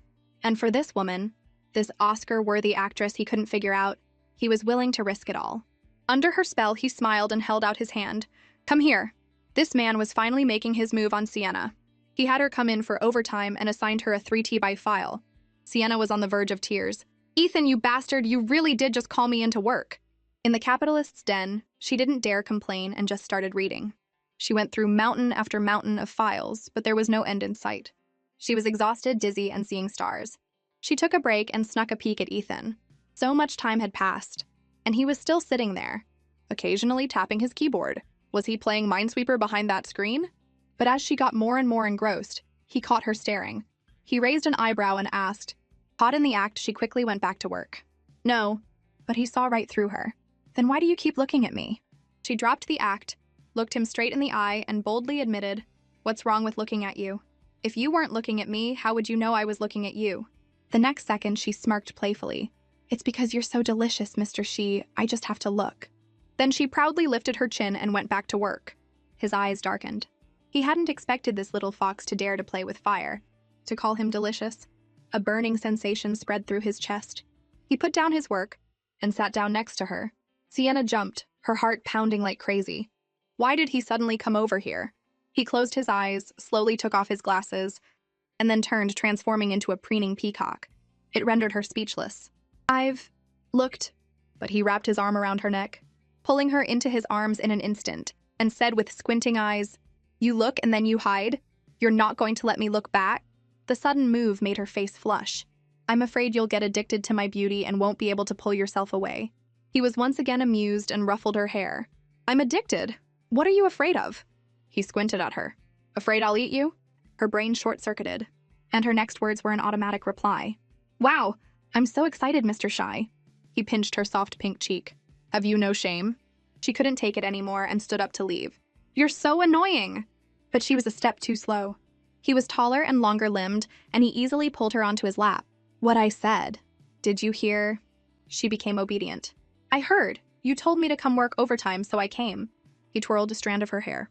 "Oh, well, I'm actually a little hungry now." Seeing his predatory look, she panicked. "Is this moving too fast? Is this a CEO thing? Office play?"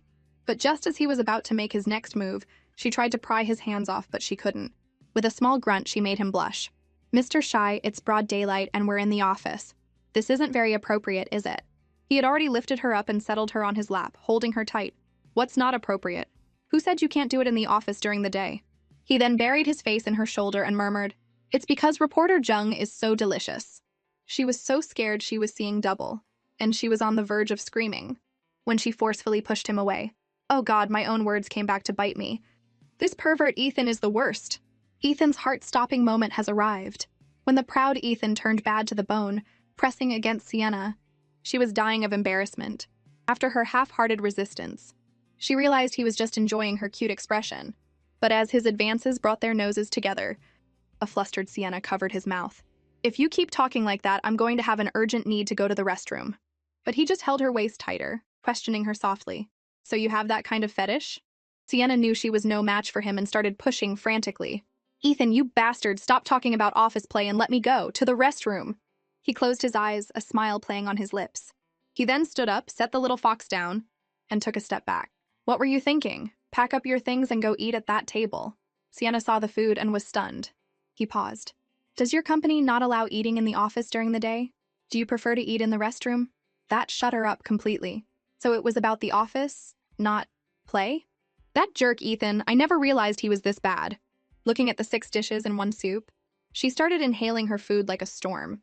This was high energy fuel, and she needed to replenish her brain power and stamina to face him again. But as she ate with gusto, small food baby popped out, which made him stare for a moment, and then smile indulgently. He turned away. "I'm going to a meeting. Do you usually have dessert after your meal?" The moment she said yes, he hummed, "Are little cakes okay?" Sienna was speechless. Mortified again, she had lost another round. Unsure of her next move, Sienna messaged her college strategist, Brianna. "I think I've strayed from the auntie path and am heading straight for Crazy Town." But her friend replied instantly, "Did you sleep together?" Sienna quickly tried to cover her tracks, writing a long, exaggerated story, keeping the key details vague. Full and satisfied, she started to feel sleepy. That evening, Ethan finished his meeting and opened his office door with his executives in tow, only to find Sienna napping on the sofa. He blocked the door, his eyes turning cold. "We'll continue in 2 hours." He then gently closed the door, leaving his executives stunned outside. He walked over to her and crouched down, noticing she was sleeping with her legs crossed and her hair trapped underneath her. "She's going to get a stiff neck like that." He gently lifted her head to free her hair.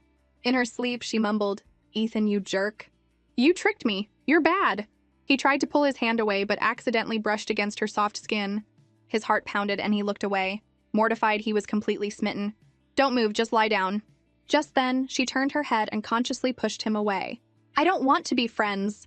Sienna suddenly rolled over and he lurched forward, their two hearts colliding. He was completely undone. Looking at her soft pink lips, her fluttering eyelashes were so tempting. But the disciplined Ethan just put his coat on her and sat down. He crossed his legs, feeling like he was going crazy, and just tried to endure it. "Sienna Zheng, I guess I walked right into this trap." Ethan, being a normal man, went to the restroom to splash some water on his face and cool down. When she woke up with a start, it was already evening. A message from her strategist came through. "Just for his looks, it's not a loss. I'm rooting for you to marry into a rich family and hit the jackpot." Sienna paused the voice message and looked around for him. Suddenly, he turned on a light in the corner, and she was instantly illuminated. He walked over, his face still wet. "You're awake?" Sienna started to sweat. Did he hear that voice message? "What are you doing here?" He slowly put on his glasses. "This is my office, not yours." She was terrified. "You just..." He looked straight into her eyes. "Washed my hands, what's wrong?" She breathed a sigh of relief. He irritably pulled off his tie. Little did she know, he had heard everything, and was now thinking of letting her seduce him. He lowered his eyes and dangled a carrot in front of her. "Next Friday, the Krent Summit is being held in Fucheng. Are you going?" Her eyes lit up. "The one that brings together all the industry giants, the annual major event? The one that only TV journalists have access to?" But her face fell the next second. "I want to go, but I don't have a press pass." He smiled, pulled over a chair, and sat down like a preening peacock. "You do now. I'll take you. You'll be with me the whole time. Come on, woman, I'm giving you a chance to seduce me." Just hearing "with me the whole time" was enough to make her swoon. His eyes darkened. "That includes room and board." She nodded eagerly. "Okay, I'll go with you." He watched her every smile, his gaze fixed on her lips. "You're after me, aren't you? Woman, let me see your eyes." The next day, she took 3 days off in advance, packed her bags, and waited for him downstairs. Just as she was about to get into the Rolls-Royce, her ex-boyfriend suddenly appeared and called out to her. She wanted to turn and walk away in disgust, but he grabbed her. He started lecturing her. "Even if we broke up, you can't be getting involved with a married man. Mr. Q has a wife, you can't." She found it laughable. "Do you think everyone has the same hobbies as you? Before you come and lecture me, scumbag, why don't you clean up your own act first?" She angrily pulled her suitcase toward the Rolls-Royce. "Get lost. He's waiting for me. I don't have time to waste on you." Seeing the custom license plate, her ex-boyfriend was thunderstruck. But Sienna just said it in a domineering way. "We're a perfect match, a handsome man and a beautiful woman. Do we need your approval? But you should prepare yourself, sooner or later you're going to have to call me auntie." Her ex-boyfriend was about to burst with anger. "Sienna Zheng, are you getting revenge on me?" As she got into the Rolls-Royce, she knew that this had all started as revenge. But now, the word revenge sounded so harsh. Once something starts, it's not easy to stop. At first, she thought she could just create chaos and then walk away satisfied. But now she was caught in her own web, trapped by this man. After following Ethan to Fucheng, Sienna was left hungry all night. She furiously took out her phone and bombarded him with messages. He was the one who said he'd cover room and board, but I've been in this hotel all night without even a glimpse of him. When Ethan opened his phone and saw her messages, she launched another full-scale attack. Someone is feasting on a grand banquet, while someone else is abandoned in a strange city, starving, and has to hunt for her own food. Seeing this, Ethan's eyes widened. "Busy," he replied. Then he downed his wine, stood up, and left his business partner to go find his little darling. His partner teased him. "You even bring a beautiful woman on a business trip?" A huge grin spread across Ethan's face. "I can't help it. My little kitten is too clingy. She's waiting for me to eat." Meanwhile, Sienna had found a food street near the hotel. As she sat down, she fumed. "I waited for him in the hotel for over an hour, and all he could say was busy." Just then, an anxious Ethan called. The moment she answered, she snapped, "What do you want? I'm out having fun." The shop owner asked, "Miss, do you want it spicy?" "Extra spicy and extra cilantro," she yelled, then hung up on him. The next second, hearing the disconnected tone, Ethan panicked. He told the driver to speed up and head to the food street near the hotel. Finally, Sienna got her beef noodle takeout. A few thugs saw she was alone and started whistling. "Hey, pretty lady, all by yourself? Come have a drink with us." Sienna pretended not to hear and dialed a number. But the thugs surrounded her, trying to add her on WeChat. Just as she was telling Ethan the name of the barbecue shop, one of them snatched her phone. Seeing they wouldn't back down until they got her WeChat, and being in a strange place, she decided to play along for her own safety. She took out her phone to scan the code, but they started getting handsy. She backed away in fear, but they all stood up and closed in on her, trying to drag her to a KTV. She realized with horror that even the shop owner was too scared to intervene. She knew that if she refused, they would get angry. Suddenly, one of them made a move, wrapping his arm around her waist. Terrified, she swung her bag and hit him in the face. But now she was trapped. Just as a fist was about to fly, Ethan's assistant arrived and stopped it, holding up a phone with the video recording. "The police have been called. None of you are getting away." That scared them witless. Just then, a Rolls-Royce pulled up, and as the window rolled down, a figure stepped out and called to her, "Sienna Jeng!" The thugs all backed away, and Sienna was stunned. A moment later, a wave of relief washed over her, and she ran toward him. He forgot to breathe, reaching out and pulling her into his arms. She was still trembling in his embrace, clutching his suit tightly. Holding his little darling, Ethan's heart ached, and his eyes were as dark as daggers, ready to tear those thugs apart. In his arms, Sienna realized she was in an awkward position. He held her skirt down, not planning on letting her go. He was still breathing heavily as he yelled at her, "It's freezing and you're wearing such a short skirt. Don't you know how much attention that draws?" She felt wronged. "But I was so hungry." She buried her face in his chest like a pillow. "You yell at me, but you don't comfort me. I just wanted to look pretty for you." His eyes went wide. She continued to squirm in his arms, whining, "If you had just replied to my message sooner, this wouldn't have happened." He closed his eyes and took a deep breath. He patted her back soothingly. "Okay." Sienna started to calm down, enjoying the woody floral scent on him. She pressed her face against his shoulder, her fingertips tracing his white collar. "Ethan," she whispered, "did I manage to attract you?" Without thinking, he tilted her chin up. "Why don't you feel it and see?" That's when she saw his clearly defined lips. He leaned in, and their lips touched lightly, again and again. She lifted her shy face and smelled the alcohol on his breath. "Ethan," she murmured. The driver in the front suddenly realized he should be invisible. Ethan raised the partition, then let her go, crossing his legs and leaving her on the other side of the seat. She was still in a daze, and he knew it wasn't the right time. He tossed her a coat and got out of the car. She followed, wrapping the coat around herself and trotting to keep up. She looked at the man who was so close, yet so out of reach. The night's events felt as unreal as a dream, just like everything that had happened since she met him.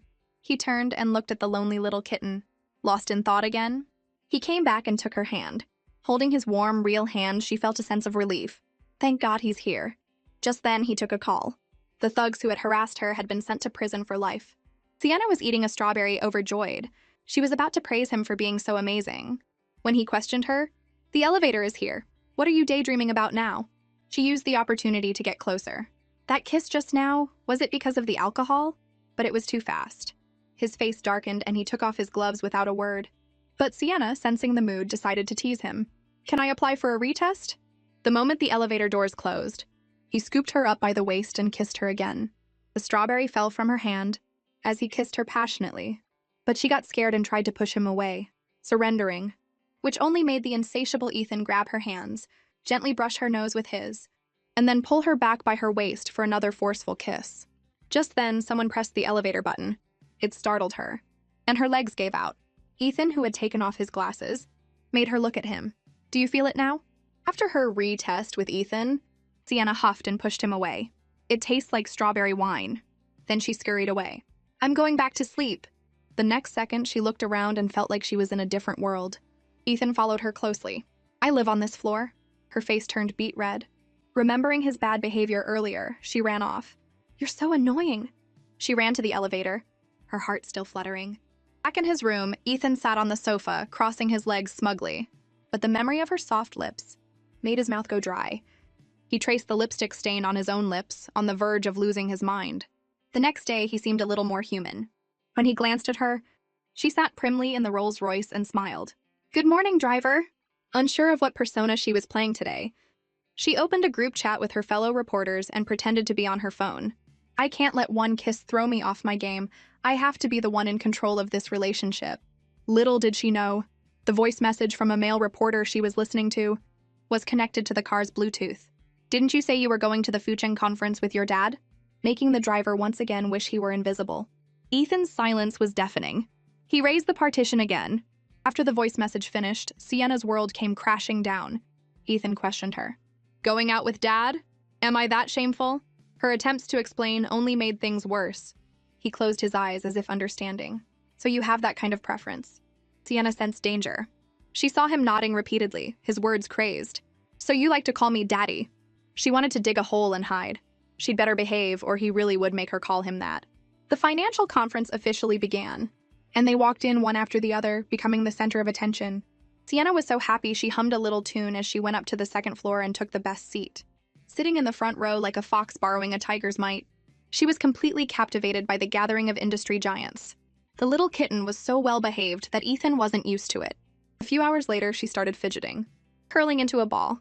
As her period cramps hit, she anxiously tugged at the tablecloth and a warm hand covered hers. "You've been fidgeting this whole time. What's wrong?" The pain was getting worse. She bit her lip as another wave hit. She gripped his sleeve, her voice trembling. "After this session, I want to go back to the hotel." He worriedly checked her forehead. "No fever, but you're sweating." He even brought her legs together and asked coaxingly, "What's wrong?" She just couldn't bring herself to say it. "Last night was too intense. It made my period come early." The moment he realized she was in pain, Ethan wanted to leave the conference and go back to the hotel to take care of her, but a business partner invited them to dinner. Ethan smiled and declined. "She's very delicate. She's not feeling well, so she probably can't make it." Just then, his assistant whispered in his ear, "Mr. Shai, the hotel front desk just called. Miss Jung's painkillers have been left at her room door." Meanwhile, the little kitten was writhing in pain on the bed, whimpering. The more she tried to sleep, the worse it got, and she couldn't get up to get the painkillers at the door. She fumbled around and felt a warm hand and a cool phone. She was about to say thank you when her eyes flew open. She turned over and saw him crouching by her bed. "Then what are you doing here? You scared me to death." He wiped his hands with a white towel. "Check your phone." "If I hadn't come in, were you just going to let yourself waste away?" Her head was spinning, and a sharp pain shot through her stomach. She shakily sat up. He poured a single ibuprofen into his palm, glanced at the instructions for her size. One should be enough, and brought the pill to her lips, gently tilting her chin to help her take it. As he pulled his hand away, he was lost in thought, remembering the soft touch from the other night. Sienna, still dazed, murmured, "Ethan, water." His throat tightened. He watched her gulp down the water, his conscience telling him he couldn't take advantage of her. He had to have some self-control. He took the glass from her. "You still haven't told me? Is it a stomachache, a headache, or something else?" His words made her so embarrassed she burrowed under the covers. "Thank you. Ugh, it's just period cramps." Even then, his words were sharp, but his heart was soft. "Tomorrow, you'll go out in a short skirt and short sleeves again." He sighed, took out a handkerchief, and wiped the sweat from her forehead. "But you don't look good if you don't wear a skirt," he said tenderly. Hearing this, her pain instantly vanished. She slowly snuggled into his arms. "Then comfort me a little more, and it won't hurt anymore." He saw her playful side and stroked her hair. How do you want me to comfort you?" This delighted her, and she decided to teach the clueless man a thing or two. "You should say, 'How can I be seeing an angel before I've even gone to heaven?'" That made the CEO jump to his feet. She was startled and didn't dare say another word. He walked over to the sofa, took off his jacket, sat down, crossed his legs, and loosened his tie. Just when she thought he wouldn't play along, he covered his mouth, turned his head, his face slightly red, and whispered, "Angel." After her cramps subsided, she happily dragged him to his penthouse to watch a movie. She gleefully took a picture and posted it, then saw his comment, "It's so late and your dad is still watching movies with you?" He had even liked it. Her face flushed, and she looked at him. He put down his phone and looked at her. Watch the movie. Her heart was pounding. Is he silently agreeing to be with me? Is he happy too? Finally, she bravely spoke up. Wow! The back and forth between the main characters at the beginning is so good. Love at first sight, I believe in love again. He crossed his legs. That scene was the heroine's imagination. The male lead is dead. She was instantly embarrassed. She took out her phone, checked the movie reviews, and confirmed she hadn't chosen the wrong film. It was like a revelation. I didn't choose the wrong one. That made him laugh. The little kitten was furious. Ethan, you tricked me. He's still alive. His laugh made her eyes widen. Is it my imagination? I've been seeing him smile a lot lately. Does that mean he's starting to show me more of himself? She studied him, and after confirming her suspicions, he stroked her hair. Watch the movie, concentrate. She beamed and hummed in agreement, wanting to get closer to him. She slowly shuffled over in her floral dress, and seeing that he didn't object, she leaned her head on his shoulder. Then she took his hand and wrapped it around herself. The little kitten snuggled into his arms. It was a purely instinctive desire to be with him. By the end of the movie, he had seen it for the second time and felt a deep connection to it. And the unknown risks, were they really worth crossing so many barriers and suspicions? Because love at first sight was a combination of visual impact and self-delusion. He had never thought he would find himself in that same fog. All it took was a little initiative from her, and he was eagerly walking toward her. When they first met, he had been attending an event and had fallen for her at first sight. That pure smile had instantly captured his heart. But when he had first reached out to her, she had slipped past him. So he too had been willing to believe in an illusion. He looked at the sweetly sleeping girl in his arms. She was no longer the dream that gave him a headache. He leaned in and kissed her. But then he saw her chapped lips and stopped. He had been too rough last time. He gently stroked her hair. I'll have to be more restrained from now on. He carefully laid her down, covered her with a wool blanket, took out a hairpin, and smoothed her hair, listening to the dialogue of Pride and Prejudice over and over again. After receiving a 100,000 bonus at Finance Weekly, Sienna decided to buy some gifts for her parents before the new year. She got her mother a custom wool scarf and a pair of gold earrings, and her father a watch. She glanced at the women's section, and after some flattering praise from the sales clerk, she impulsively spent 40,000 on a watch for herself. At that moment, her ex-boyfriend's girlfriend appeared. Hearing her ex's name, Sienna glanced over. Just ignore them. She had the two watches wrapped up. The other woman started chattering. If I found a rich boyfriend, I could buy whatever I wanted too. But I couldn't stomach being with a married man with kids. Sienna was paying and her anger flared. She hit them right where it hurt. Let him eat. What can I do? My darling won't let me be idle. He insists on pushing me to come out and buy the latest models. Then she made a graceful exit, but not before whispering a scornful taunt in their ears. A wicked person like you will be dealt with by a wicked person like me. From now on, I'll tear you down every time I see you. Soon, Sienna strode triumphantly out of the mall. But her luck was a bit off today.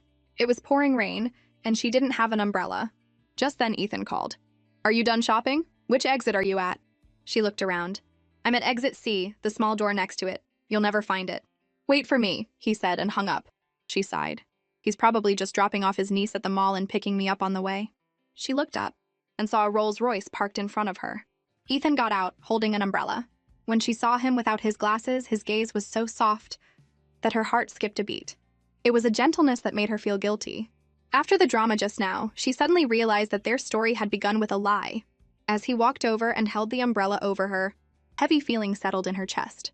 She knew that their relationship could revert to its original state at any moment. He took her hand and pulled her close. Are you in a bad mood? She buried her hand in his embrace. I'm going home for the new year, so I won't be able to see you for a few days. I'm not happy. His face flushed slightly and his heart softened. He held her tighter. He had already strayed from his original path, and now there was no turning back. Sienna Zhang, look at me, he said in a deep voice. Do you have to visit every single relative during the new year? It's not that bad, she said with a smile. Just from the 1st to the 3rd. He said, understanding, I'll take you home. He brushed a stray hair from her face, a small smile playing on his lips. As he saw her chapped lips had healed, she tilted her head, gently pressing her cheek against his fingers. She knew that his gentleness was a product of her calculations, a trophy she could easily discard. But now she was savoring it, even if she was the most despicable, most foolish liar. Last night, Sienna was eating sunflower seeds by herself. Seeing her boredom, her mother came to watch the New Year's gala with her. The next moment, she received a call about a classmate's wedding. He told her the wedding was on the 4th, and that her ex-boyfriend and the other woman would also be there. She said it was no big deal. Her mother handed her a piece of orange. Yummy, thanks, Mom. I'm going upstairs. Her mother nudged her father. Our daughter is definitely seeing someone. The two of them tiptoed upstairs. Every night at 9, she would make a call. Hearing her daughter's sweet, coquettish voice, her mother was fuming. Why does she sound like that on the phone? By the time Sienna hung up with Ethan, it was past 10:30. Because of his voice, hearing about her ex-boyfriend no longer bothered her. He had unknowingly become an insignificant part of her life, and there was no point in seeking revenge anymore. Missing him, she opened her contacts and scrolled through their call history. Every night at 9, she would call him. She smiled and tapped his profile picture. She now had more beautiful things to look forward to. She had fallen for him. Not just for his faint smile, his worried frown, or the deep anxiety hidden in his eyes, that seemed to fill with the warmest light in the world when he looked at her. And the slight upturn of his lips, the way his fingers gently touched her cheek, in that moment, she felt like she was the most loved person in the world. That night, he sent a message. Happy New Year's Eve. Her face flushed slightly. Why didn't you just say that on the phone? Seeing her playful side, he sent a voice message. Happy New Year's Eve. Let's leave the unpleasant past behind. She had no agenda. She just wanted to have a real relationship with him. On the 4th day of the new year, Sienna went to the wedding in Yunying. Congratulations on your wedding. I wish you 100 years of happiness. The first waltz began, and the groom led the bride onto the dance floor. Sitting in the audience, Sienna could feel the weight of their love, as if the very air was filled with sweetness. As the music ended, she was like a love-struck fool, imagining herself dancing with Ethan. Then came the bouquet toss. Everyone stood up. The bouquet flew through the air and landed right in her hands. The MC spoke up. Congratulations to this lucky lady. The one who catches the bouquet will be the next to walk down the aisle. So does this beautiful woman have a boyfriend? Sienna immediately thought of Ethan. She gently held the bouquet of tulips, her eyes shining like stars, her happiness as bright as the blooming flowers. I have someone I like right now, she said with a smile. She then struck a few poses, took a picture, and sent it to him. He first saw the fairy who had descended to Earth, then zoomed in on her picture. Is the wedding fun? It's fun and beautiful, she replied. He smiled, crossed his legs, saved her picture, and canceled all his plans. He just wanted to rush to Shili Union to see his little darling. After she caught the bouquet and announced she had someone she liked, her classmates all gathered around asking questions. The campus queen has a boyfriend? We're all curious who he is. He's in the finance circle, she replied shyly. But her ex and the other woman were muttering about her latching onto an old man. You're just highly educated, with a master's from a prestigious overseas university. A high-ranking executive at a listed company, and handsome. But he's a bit old and has a family. But Sienna wasn't one to be pushed around. Are you talking about yourself? The one who ruins relationships, gets involved with other people's partners, and fakes affection to climb the social ladder? That's a much better fit for you than it is for me. I wish you two 100 years of happiness. The other woman was furious. Their constant jabs could no longer hurt her. Sienna, feeling wronged, called Ethan. I'm not happy right now. I ran into some scumbags. His heart ached. Don't stay there. I'm behind you. She turned and saw him in a corner in the distance. He had gotten out of his car and was waving to her. It's not convenient for me to go into your classmate's wedding. Come here, my flower fairy. She hung up overjoyed. She quickly went to her classmate and said her goodbyes. I'm not staying for dinner. Something came up. I'll apologize to him later. Everyone saw the Rolls Royce and wanted to see the campus queen's boyfriend. As she happily ran toward Ethan with her bouquet, everyone was captivated by his presence. The next second, she threw herself into his arms. Ethan, you're here! She was a little excited. He came to find me. He held his little darling. You can even get bullied at a wedding? You've grown older, but not wiser. She huffed and gently pinched him, then snuggled back into his arms. He looked down at the flower fairy in his arms, a smile playing on his lips. This trip was worth it. But as they were being all lovey-dovey, a crowd gathered around them. Sienna was the first to pull away, embarrassed. Her ex and the other woman also came over. She patted Ethan. Your niece is here too. But the one who called her niece was Ethan's driver. That's when she called out, Uncle? The driver smiled and walked over. Mr. Shy, please excuse her, this is my niece. By the time Sienna reacted, Ethan was still processing it. She bent over, laughing so hard her stomach hurt. So the other woman's uncle is the Rolls-Royce's driver? After the other woman's identity was exposed, Sienna looked at her ex-boyfriend. He dazedly called out, Auntie? Sienna was so shocked her worldview shattered. Who's your auntie? Stop calling people random names. She realized she had also made a mistake, and that she had been wasting her efforts for the past few months. She stepped away from him. But how could he let the beauty he had just won over get away? He thought to himself, I'm her real boyfriend now. Why shouldn't I tear those people's mouths apart? He fixed the scumbag with a death glare, each blink a threat.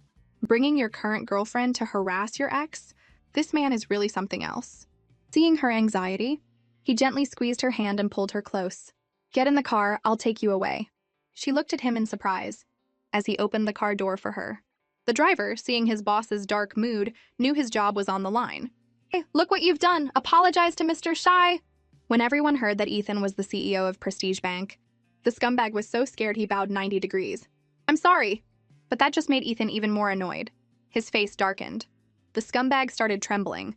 Seeing his grim expression, he tried again, this time to her. Sienna turned her head. The other woman and the scumbag knelt on the ground. I'm sorry, Sienna Zheng. I shouldn't have let Coco spread rumors about you in public.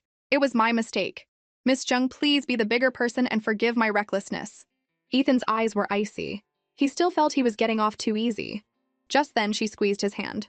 Ethan, let's just leave it. I'm tired. I want to go back. The fact that she couldn't tell the real uncle from the fake one made her want to cry. He closed his eyes and asked her to explain. Whose auntie were you trying to be? She laughed. I'm so young. What kind of auntie would I be? He got the wrong person. But he wasn't stupid. She tried to change the subject. Okay, why did you suddenly come here? He turned his head, his eyes full of her. I came to see the stars. She remembered their chat history and blushed, feeling guilty. The air quality here isn't very good. You probably can't see the stars. She then took a call. Hearing that Luna was inviting her to a hot spring, she grabbed onto the lifeline. Ethan, I have plans to go to a hot spring with a friend today. You wouldn't want me to bail on my friend, would you? He was furious. Are you avoiding me? Are you going on a blind date? After a moment, she managed to placate him and had him drop her off in a forest. Watching her slip away, he felt so dejected he was on the verge of tears. Last night she was so sweet to me. Just now she was hugging me, and now she's like a frightened bird, avoiding me at all costs. Does that man still have such a hold on her emotions? Has she not let him go? Meanwhile, Sienna's mind was also in a mess. Even though she had expected the worst, the even more absurd truth was still a shock. She didn't know how to face it, how to find a reason that made sense to herself. The only thing she could do was run, but she knew that deep down, she felt a sense of relief that transcended morality. She looked back reluctantly. That glance was what he saw. They made eye contact, and she was even more relieved. One mistake after another. That's how they had ended up together. She ran back to him, her heart full of joy. The process was absurd, but I shouldn't be avoiding him. He got out of the car and hugged her. She made a date with him in Chang'an. Tonight we'll have grouper. She believed that she had never chosen the wrong person, and she held onto him tightly. When Sienna and Luna met at the hot spring resort, Luna saw her uncle's social media post about being in Chang'an. Her uncle, who never got close to women, was in Chang'an. Who else was there? Sherlock Luna immediately thought of the beautiful Sienna Zheng. Her sixth sense was tingling, but she wasn't satisfied.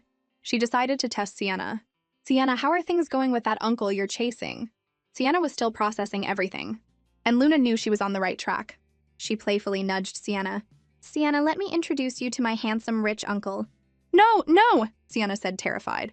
They looked at the sunset. So beautiful that the two of them couldn't help but take a few pictures.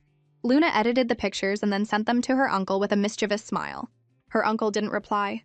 So Luna, full of energy again, pretended to go get some food to lure him over. Sienna's face was flushed from the heat and she smiled. Maybe she should call him and ask him to dinner tonight. Just then, Luna's voice rang out. Uncle, what are you doing here? Sienna looked up and saw him standing on the second floor staring at her, his eyes darkening as he took in her beauty. He started to walk downstairs, and she was so scared she pulled her wrap tighter, her mind screaming, Ethan is Luna's uncle. He had already reached the bottom of the stairs, and she started to back away thinking, I'm so screwed. Seeing her trying to escape, he strode forward and cornered her. What's this about you being heartbroken? Sienna avoided his gaze, and Luna tried to smooth things over. Uncle, I was just chatting with Sienna. It's a misunderstanding. But no one replied. Luna, thrilled to have gotten the gossip, slipped away. I'm going to get my nails done, bye. Sienna pushed him away, saying she was still wet and he shouldn't get too close. He took off his wet jacket, tossed it on the sofa, rolled up his sleeves, and loosened his tie, ready to get to the bottom of things. But she just whispered his name, Ethan, and he pressed closer, hugging her, unable to hide his shy expression. Come on, tell me, how did I break your heart? As the saying goes, when a CEO gets jealous, the consequences are severe. Ethan perfectly demonstrated this. He interrogated Sienna relentlessly, and since she couldn't tell him the truth, she just tried to appease him. Hearing her clumsy excuse, he blushed like a beet and buried his face in her embrace. She had to soothe him, not only dismissing the heartbreak but also stroking his hot lion-like hair. But he wasn't falling for it. He stepped closer. "You little liar! You say it with such sincerity. Do you really like me that much?" As their noses brushed, she turned her head. "I'm just a very petty person, so what happened today? I need some time to process it." Suddenly, he cupped the back of her head, his voice firm. "Just answer me." He saw her pushing him away, but he pressed closer to her shoulder. "How much do you like me?" The thought of her ex-boyfriend made him press closer to her ear. "Quick, tell me!" She pushed against his throat, startled, but he just held her tighter, his steps forcing her back, until she was unsteady, and had to wrap her arms around his neck, her face red. "I do like you." He looked at his flustered little darling and felt it wasn't enough. He held her tighter, leaning down. "And compared to your ex-boyfriend?" She was terrified, his questioning gaze getting closer and closer. "Do you like him more, or do you like me more?" She was shorter, and he had her completely pinned against the table. It seemed less like he was questioning her and more like he was trying to tempt himself to get the answer he wanted. Her face was flushed, and her eyes were filled with him. I like you." He smirked and wrapped himself around her, his voice demanding. "I want you to only like me. When will you only like me?" His repeated questioning made her feel guilty. She was about to push him away when her wrap slipped off. Before she could pull it back up, he cupped her face and kissed her. But just as he was about to ask why she hadn't answered, her phone started buzzing. She scrambled to answer it. Yee, it's getting late. When are you coming home?" "There are bad people out on the streets during the new year. Come home early, Mom will leave the door unlocked for you." He had already straightened his clothes. "Pack up, I'll take you home." Seeing his gentlemanly demeanor, she was surprised that the man who had been so aggressive just a moment ago would care about what her parents thought. He then asked, "Are you only planning on having grouper tomorrow?" She nodded dumbly. "What?" He was so angry he threw his jacket down, pouting. "I came to Chingun for you." That made her laugh. He looked a little wronged. She took his hand. Okay. I'll take you to the aquarium to see the fish. My parents used to take me there when I was little." That made him a little happy. He squeezed her hand. "Okay, I'll listen to you. We'll go to the aquarium together tomorrow. Let's let the aquarium be the starting point. Let's start over." After taking her home, he went to a bar by himself. The memory of her, beautiful as a lotus emerging from the water, made his throat tighten. Now drinking, he gulped down his drink. The thought of her pouting face made him laugh like a fool. In the time they had been together, he had never thought of skipping steps. At the stables, he had already fallen for her. In the car, he had gotten closer to her. And when he had pulled her into his arms and she hadn't resisted, he had already considered her his girlfriend. But today, he realized that she might not see it that way. He thought, "My eyes are only for her. But when she looks at me, there's hesitation and concern. Emotions I can't read." He wasn't good at understanding people's feelings, but he would learn, slowly. But he didn't want to wait. Tomorrow. All the rituals I've missed, I'll make up for them. Every time I see her, I'll leave a mark on her heart.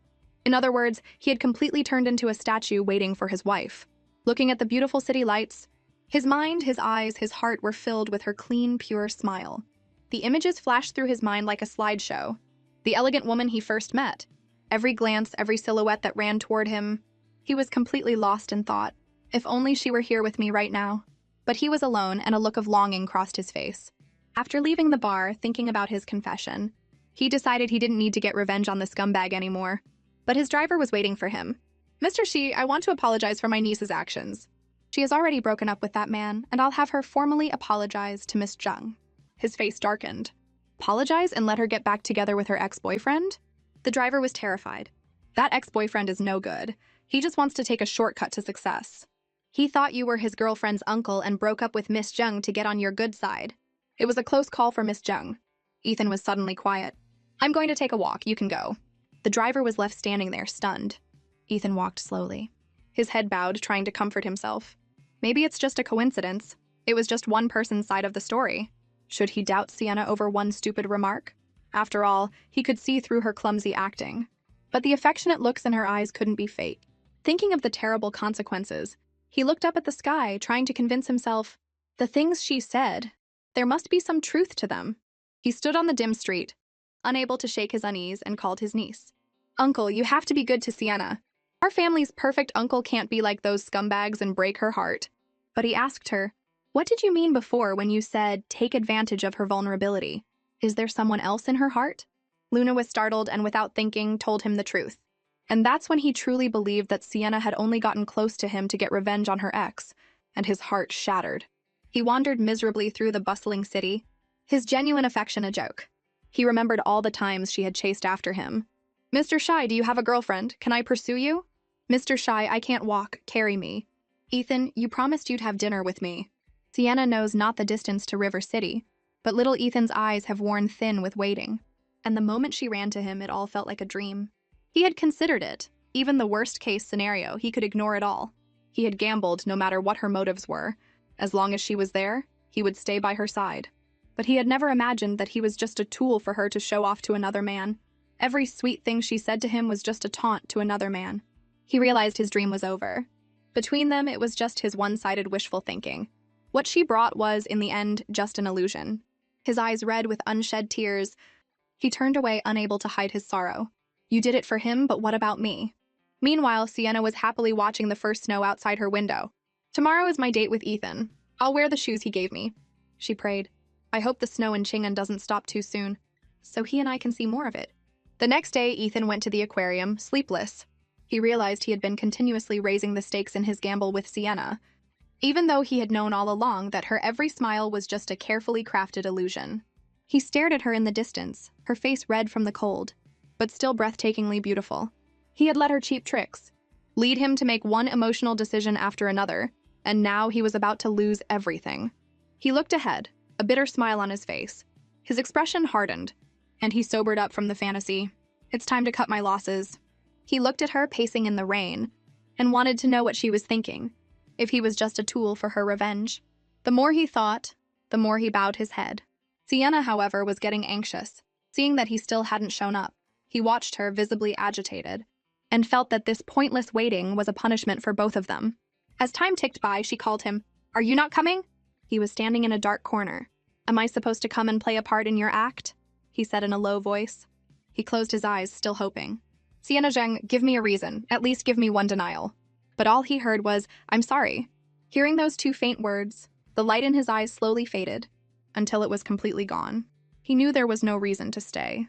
He turned and walked away back to River City without a second glance. In the rain, she heard the dial tone. She had known all along. He knew the truth, and he wasn't coming. She had thought that if she just didn't say it, the hurt, the lies wouldn't exist. But you can't wrap fire in paper.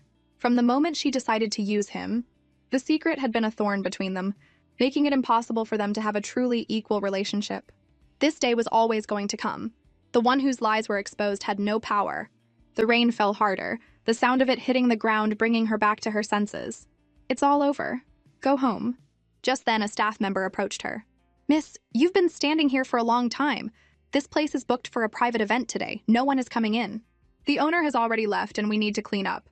I don't know how long it's going to take to clean up all these flowers." Hearing private event, she went inside. The aquarium was a sea of blue, filled with blooming blue roses, all prepared by him. The meaning of blue roses is secret love and loyalty. She realized then that he had wanted to give their relationship a precious ritual, to convey his vast and restrained affection. Even the clownfish and blue jellyfish were happily circling around her. Looking at the stunning blue ocean, she realized she and Ethan had been just one step away. 3 days after returning from the aquarium, she had been holed up in her attic. Her mother called her to eat, but she wouldn't. Her father made dumplings, but she wouldn't eat. Seeing their daughter about to starve, her mother kicked open the door and threw off the covers. "Time to eat. Do I have to beg you?" But then she saw her daughter's red, swollen eyes. "Honey, what's wrong?" "Nothing, I'm just tired," she said, hiding her face. "Are you unhappy? Is work not going well, or is it something else?" Her mother hugged her. "If work is the problem, let your dad help you. You don't have to stay in the big city. Chang'an is a beautiful place. Mom and Dad will buy you a new house and a new car. Come home. You don't have to suffer like that. Your health is the most important thing." "Mom, I did something wrong," she sobbed, hugging her mother. "So you made a mistake. Who doesn't make mistakes when they're young? Just don't make the same one again." The light had gone out of her eyes. "But there is no again." "Of course there is. Time is hope. There's always hope," her mother said, comforting her. Hopefully there was still hope. She smiled at her mother. "Mom, I'm okay." Hearing this, her mother took out her phone, a maternal smile on her face. "Come on, get up and eat." and forward the voting link for the most popular teacher at Chingen First Middle School to your friends and vote for me. Meanwhile, at the racetrack, Ethan was scrolling through his messages all day. He went through his chat history with Sienna, then opened her social media and saw the new voting post. He was so angry he was about to explode. Hearing his friend complain that racing was more heartless than women, he threw his phone down. It is heartless and ungrateful. Then he got a call from his niece. Luna's stomach problems were acting up again and she wanted to take a month off. He told her to just quit. By the time the New Year holiday was over, Sienna still hadn't contacted him. Back in River City, she threw herself into her work. Everything was slowly getting back on track, including the follow-up work for Cloud Create that she had to face. Just then, Luna came to tell her she was quitting. Sienna was stunned. "Sienna, my health isn't good, so I'm going home to rest. We'll get dinner sometime." She grabbed her arm. "Did your uncle approve of you quitting?" Luna smiled. "He was the one who told me to." Until now, his departure hadn't felt real. But now, with Luna leaving, she truly felt it. He wanted to cut all ties with her. The next day, she went to Cloud Create. Unlike any other time, she came with a personal agenda and with a sincere heart. Even though she had made an unforgivable mistake, she still wanted to hold his hand, to embrace him, to tell him everything that was in her heart, just like before. Even if that impulse was as selfish as ever. Just then, the business partner saw her. "Miss Sienna Zheng?" Ethan turned his head slightly. In that moment, she wanted to see him so badly. She liked him so much. She didn't want there to be no again for them.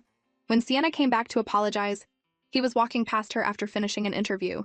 She watched him get closer and closer, full of hope. "I was the one who was wrong. My appearance in his life was a disaster for him." She remembered their first time at the stables, his penthouse, all the little moments they had shared, their first kiss. This time, she wanted to be delusional one last time. She liked him, she wanted to be with him. With that thought, she happily walked toward him. "I won't lie to him again." But he walked right past her, each step making her freeze. As he walked into the elevator, her heart turned to ice. Isn't this what I deserve? This is how he's always been. With everyone who isn't important. She had thought she was special. She scrolled through their chat history, her hopes still lingering in the dream of the sea of roses. She felt she should explain. But the "I'm sorry" she sent was mercilessly rejected. Her heart ached as if pierced by a thorn. "I'm meaningless to him now." She went back to the office, found his company's email address, and sat down at her computer to write an apology letter. "I know someone with his personality shouldn't have met someone like me. He must hate me. It wouldn't be dignified to keep bothering him. But at least I should convey my apology." After writing it, her period cramps started early. Before she could take an ibuprofen, the pain was so bad she couldn't even hold a glass of water steady. Seeing the fallen glass, she remembered the last time she was in pain, how he had been by her side, taking care of her. But now she was curled up in a ball and he wouldn't appear again. There really was no again for them. The sense of dependence made her sob, crying like a leaky roof. The emotions she had been suppressing for the past few days finally burst, and she started crying uncontrollably. Just then, a colleague came over. "Sienna Zheng, Professor Jiang has agreed to your interview." She started laughing through her tears. "The one from the US?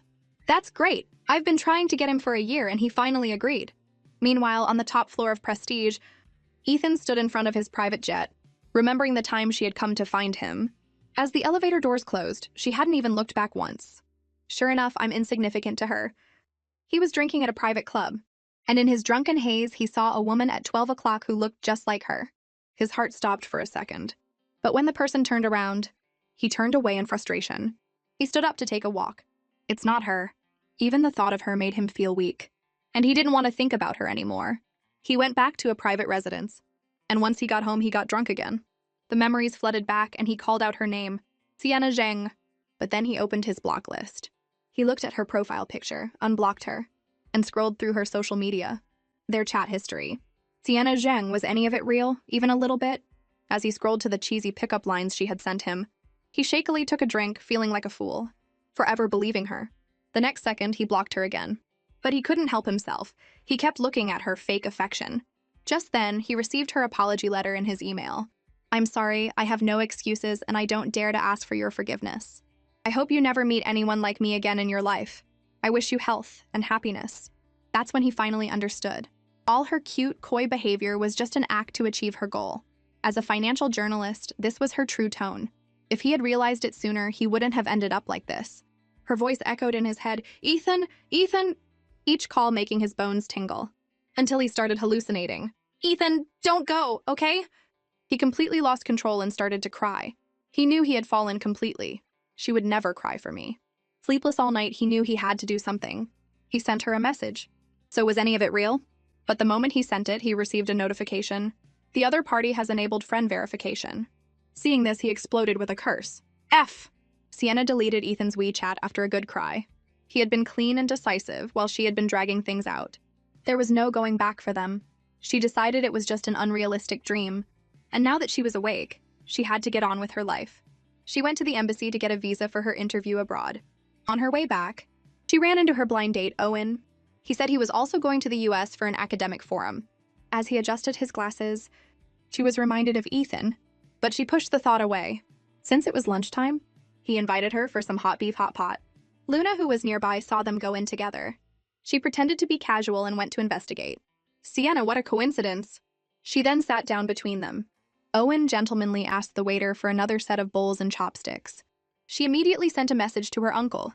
Uncle, it's almost Valentine's Day and other men are already taking Sienna out for hot pot.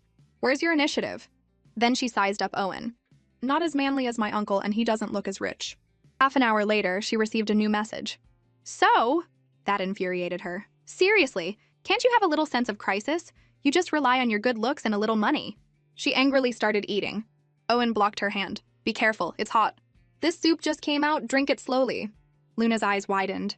His hand was cool and comfortable, and it was so pale and smooth. She took a picture and sent it to Ethan. He's more considerate, attentive, and gentle than you. On the other side, Ethan saw the message and threw his phone in a rage. It's only been a few days and she's already moved on. What's the reason this time? Revenge on her ex-boyfriend? He paced around his penthouse, wanting to do something. He sat down and picked up his shattered phone. She loves hot pot that much? He scrolled through the chat. He's more considerate than you, more attentive than you, and more gentle than you. Then he received a picture and his eyes widened even more. Seeing his little darling laughing and chatting with another man, he couldn't take it anymore. He threw on a long robe, got into his Maybach, set the destination, and started the navigation. Sienna Zheng's residence. After driving to her apartment complex, he sat in his car, slumped over the steering wheel, waiting. When he saw her get out of another car, he almost lost control. He opened his door, ready to go and fight the guy. But then he realized, what right did he have to ask her not to date other men? To explain everything? He was just an insignificant person she had deleted from her contacts. Like a madman acting out a one-man show, not even knowing if she had ever loved him. He turned his head back, and she looked around as if searching for someone. He rolled up his window. She thought it couldn't be him. How could he possibly show up again? Real life isn't a movie. People who break up don't get back together. Once you miss your chance, it's gone forever. Our lives have to go back to normal. He won't come back. But from that day on, he came to her building every day without fail, for 3 days straight. Meanwhile, at the Shi family home, Luna was dressed in an elegant outfit. She heard her mother say that Ethan hadn't come home for dinner all week. Luna wasn't surprised. He's panicking, he's going to chase after her. I'll just ask Sienna about Professor Yu. She seems very interested in him. I'll ask her out tonight. But Sienna said she was on an IV drip. Luna was furious, and immediately called her useless uncle. Uncle, what kind of watch are you keeping? Sienna has a fever. She's all alone in the hospital. He started to sweat. Send me the hospital address. He remembered her standing in the rain for a long time. He sped to the first hospital, ran up and down the stairs, and finally found her. He stopped, relieved. He saw her all alone on an IV drip, her feverish head lolling back and forth. He cupped her cheek. Sienna Zheng, I've lost. For the past few days, Sienna had been blaming herself, making the time especially difficult. During the day, she could fill her mind with work, but at night she would have restless sleep filled with fragmented dreams. Sometimes she would wake up in the middle of the night, engulfed by a sudden emptiness. Her mind told her she should move on, but her body still longed for his touch, his warmth, his scent, and the dull ache of the memories. After getting through those days, her body and mind finally gave out, and she came down with a fever. The hospital was full, so she had to sit in the hallway. She couldn't fall asleep, she had to watch herself. Just as she was about to give up, she saw a blurry figure in front of her, and thought it was a hallucination. Lately, she had been seeing his shadow in all the places they had been together. She closed her eyes and heard a voice say, Sienna Zheng, and felt a gentle hand on her cheek. She saw him drenched in sweat, calling her name, Sienna, Sienna. She snapped back to reality. She tried to pull her hand away, but he held it down. Don't move. The IV is finished? The nurse just took out the needle. You have to press on it for a few minutes. She poked his hand, looking around. Is it really him? It wasn't a hallucination. She burst into tears and hugged him. Ethan! She cried, I'm sorry, Ethan, I'm sorry. She said it 6 times. Ethan, don't go, okay? Just like every other time, he held her tight. None of that matters. Whatever the reason, she needs me, and that's enough, he said softly. He had already lost. She was his destiny. The other people in the hospital were all watching them, and he was so embarrassed he had her transferred to another hospital. When she was getting an injection, she started to cry. Miss, can you be a little gentler? I'm scared of pain. He covered her eyes. She felt his touch, his warmth, proving over and over again that this wasn't a hallucination. He was really here. She was so grateful that he had come to find her, to be with her. But today is Valentine's Day and we're in a hospital. You should be in my bed, he said. She blushed and giggled. You're right. He was so happy he could die. He covered his face and laughed. She was also amused. After she was transferred and her fever went down, he got her a private room and hired 8 doctors to take care of her. When she heard the doctor say she would be fine after a few more days of rest, she slept soundly, even snoring. His eyes started to well up. He remembered her crying and hugging him, her watery eyes begging him, Ethan, I'm sorry, don't go, okay? A smile played on his lips. He quietly watched over her, playing with her hair. I won't go. In the middle of the night, she woke up and started looking for him. She saw him lying by the window, and he opened his eyes. I'm here. She saw he had changed into clean clothes, and she knew it wasn't a dream. He poured her a glass of hot water. Take your medicine first. She took the medicine with some warm water. It's only 2 o'clock, he said. Go back to sleep. But she insisted on getting up to work.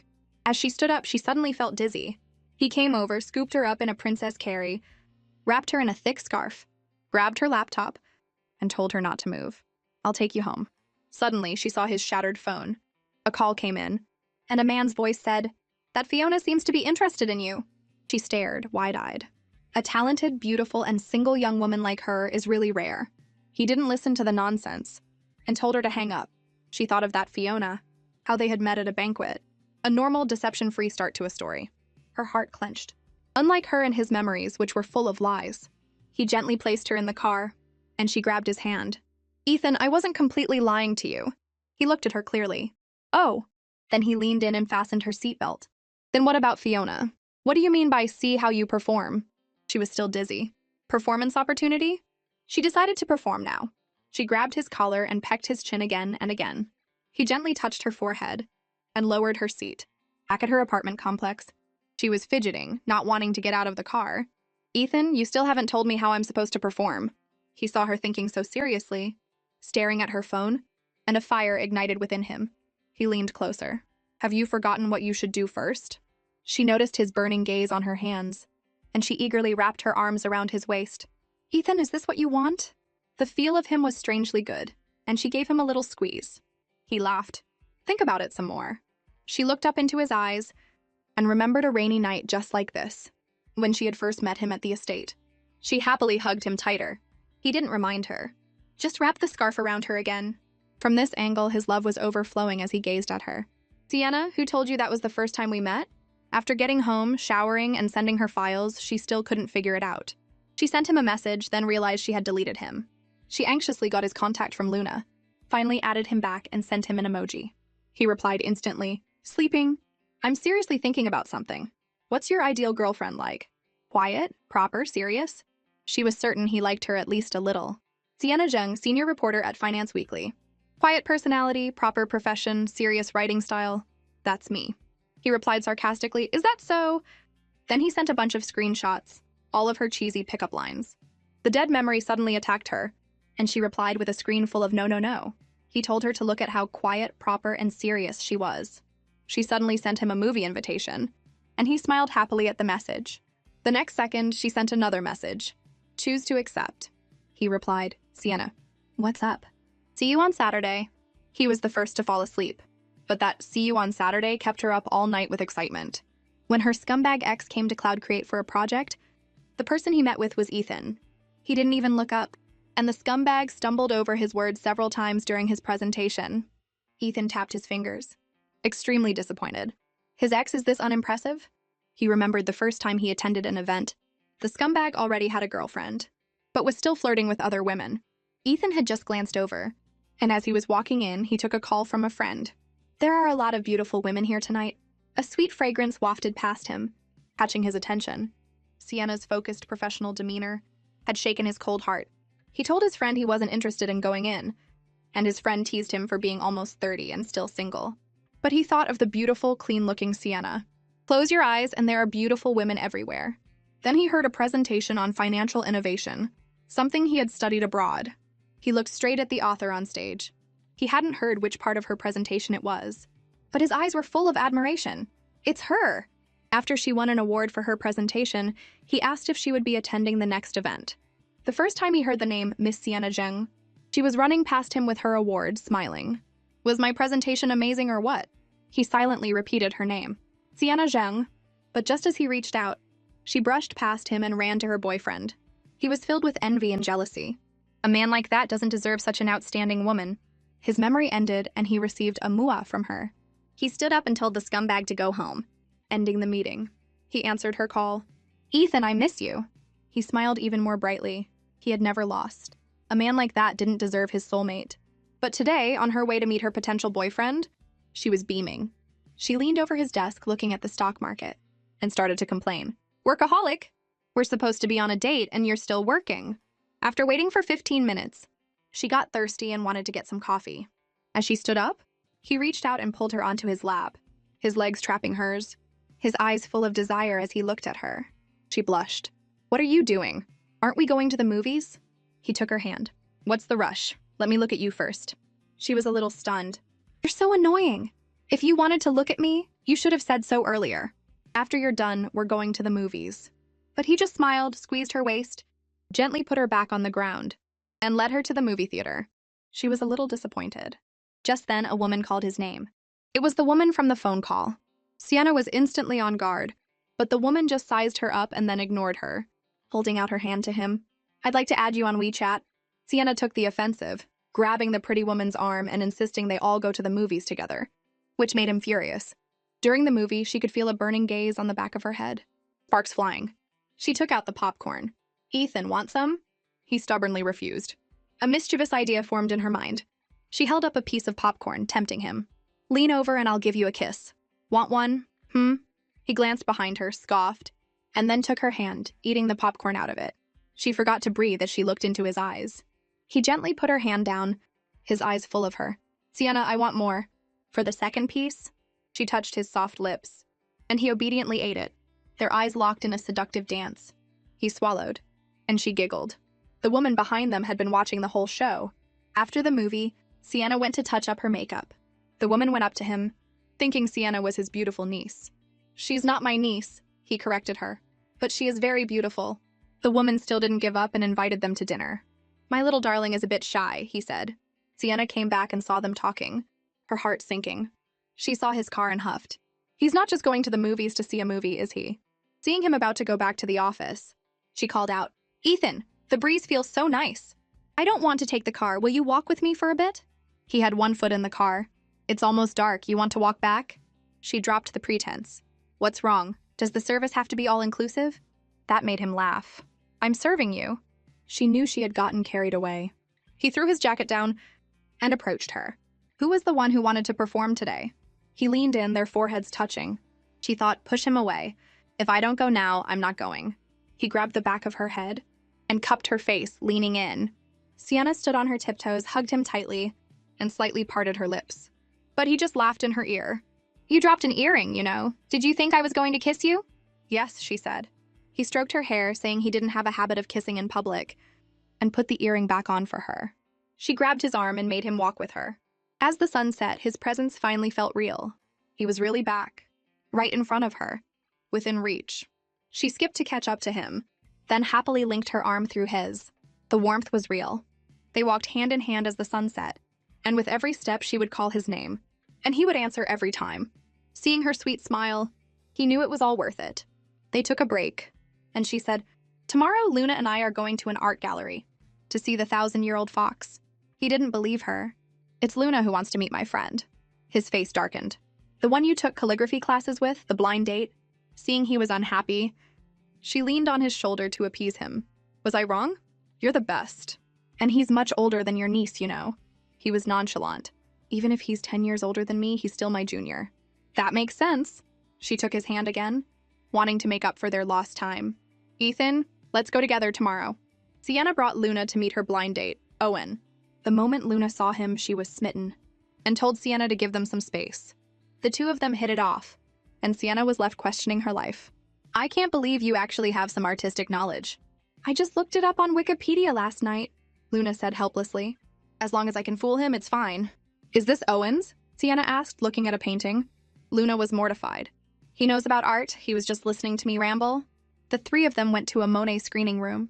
Seeing that he hadn't exposed her lies, she knew he was interested. She carefully tested the waters, but he skillfully dodged her. When she got sleepy, he offered to take her home, and she was so excited she was practically floating. Sienna saw a tall figure in front of them, and then she saw him walking toward them. She ran over. Ethan! Luna hoped it was a hallucination, but he just took Sienna's hand and domineeringly announced, Friend, aren't you going to introduce us? Owen just smiled and nodded. Ethan was hostile. This is Sienna's blind date? When she introduced Ethan as her boyfriend, Sienna was confused. Shouldn't you introduce him as your uncle first? He wrapped his arm around Sienna's waist, giving Owen a death glare. Seeing he didn't deny it, she was whisked away into his car. She took off his black coat, revealing his black stockings, and drank his coffee. He looked at her lovingly. Did you have fun today? She said his expression just now was scary. She leaned closer. You don't think Owen is interested in me, do you? He wiped the cocoa from her lips. I think every man in the world is interested in you. The driver slammed on the brakes, leading to a classic couples argument. He tearfully explained, I definitely don't, and then raised the partition and shut up. Knowing he was jealous, she was smug. Well, if you think so, I can't help it. We're just friends. Just friends order a Valentine's Day set menu. She backed down, saying she was so heartbroken those days that she was planning on leaving the country to go to the US. He scoffed. You think you could bear to leave? Seeing she was trapped, she played the I like him card. He told her to send him her hotel and flight information. She then mentioned that Owen was also going to the US, which made him angry again. She changed the subject. Instead of worrying about me and him, you should be worried about Luna. He laughed arrogantly. Our family doesn't raise fools. She's very smart. That made her laugh so hard her stomach hurt. Meanwhile, Luna was sitting in Owen's car, falling in love with the handsome, gentle man. They chatted idly about work. But when they reached her house, she was reluctant to get out. Owen tapped his finger. She was a little anxious. Can we add each other on WeChat? After getting his contact information, she was willing to get out. As she walked away, she regretted not being more direct. She turned around. She had to be more direct about her feelings. Mr. Yu, do you have a girlfriend? No, he said with a smile. Then what do you think of me? You're great, he said, still smiling. She looked at his face. Sienna had said he studied abroad for many years. She decided to take the first step. Then, shall we go to your place? Owen actually told Luna her house didn't have a door, which made her so scared she called Sienna, crying about being poor. Luna was too aggressive, trying to go to his place, so he told her to go home. He pushed her away, saying, My house doesn't have a door. That made Sienna laugh. She told Ethan to control his niece. She's so bad at chasing guys, so dumb. She's pretty good at it, he said, telling her to go teach her. Then Sienna went to the US for work, and the moment she got on the plane, she ran into his secretary, who was on vacation. The two of them were secretly protected by his bodyguards, who reported back to him in their home country. The secretary had gone to college here, so Sienna had a great time. Even though it was night for him, he would stay up late to video chat with her. Ethan is so hot after a shower, still so domineering and so fiercely protective of his wife. He had locked the scumbag out, taken off his suit, removed his Rolex, and held her hands above her head. The scumbag was still knocking on the door, and she was shaking her head, hiding her face. He got angry, took off his glasses, and held her tighter, moving closer. The scumbag was still trying to break down the door, and she was dazed, wrapping her arms around him. He whispered in her ear, Do you like me? Answer me. She thought, Just say you like him. Hearing the word, like, he laughed, his breath hot on her ear. His pupils dilated, and he became more forceful. Say you only like me. And she said she had only ever liked him. Now they were following their own desires, confirming their feelings. Knowing she liked him, he held her even tighter, constantly seeking confirmation, until she cried cute little tears and he was sure she really had feelings for him. So he didn't have to hold back anymore. He watched her, dazed from his kisses, her eyes only for him, and then he made her cry. Then he calmly opened the door, comforting her. Be good, don't sleep, wait for me. And don't open the door for strangers. The scumbag was standing there and he heard. Now he protected her, his voice low and threatening. If you cross my line, then I'll make you live like a dog for the rest of your life. Sienna was meticulously getting a pedicure, and a colleague, drawn by the smell, came over. Wow, you've already kissed. Are you official? Don't go on maternity leave during the end-of-year rush. To make it official, Sienna immediately followed her colleague's advice and went out to buy something. But she ran into him on her way back. She mumbled something about going to the convenience store, and he dizzily pulled her close and kissed her. Are you trying to get into my heart? She played with the drunk lion. Since he was drunk, she should take off his glasses. What's your prescription? $4.50. She rubbed his face. That's so high, you can't see without them? He squinted at her. I can see you just fine. She sat on his lap, wriggling awkwardly, and started playing with his hair. He was still teasing her, and she got annoyed. Tell me what happened today. You forcibly kissed me, you know? Then he said something outrageous. She went for the big one. Ethan, call me baby. He stroked her hair. Baby, want another kiss? She stood up and issued a warning. I'm going to record this to have some evidence. He couldn't have asked for anything more. He would just leave evidence on her. Just then, she was pulled into a tight hug, and she loved the fire in his eyes. He was completely lost in her, all his defenses down, completely hers. Her eyes were red and swollen. The evidence I leave,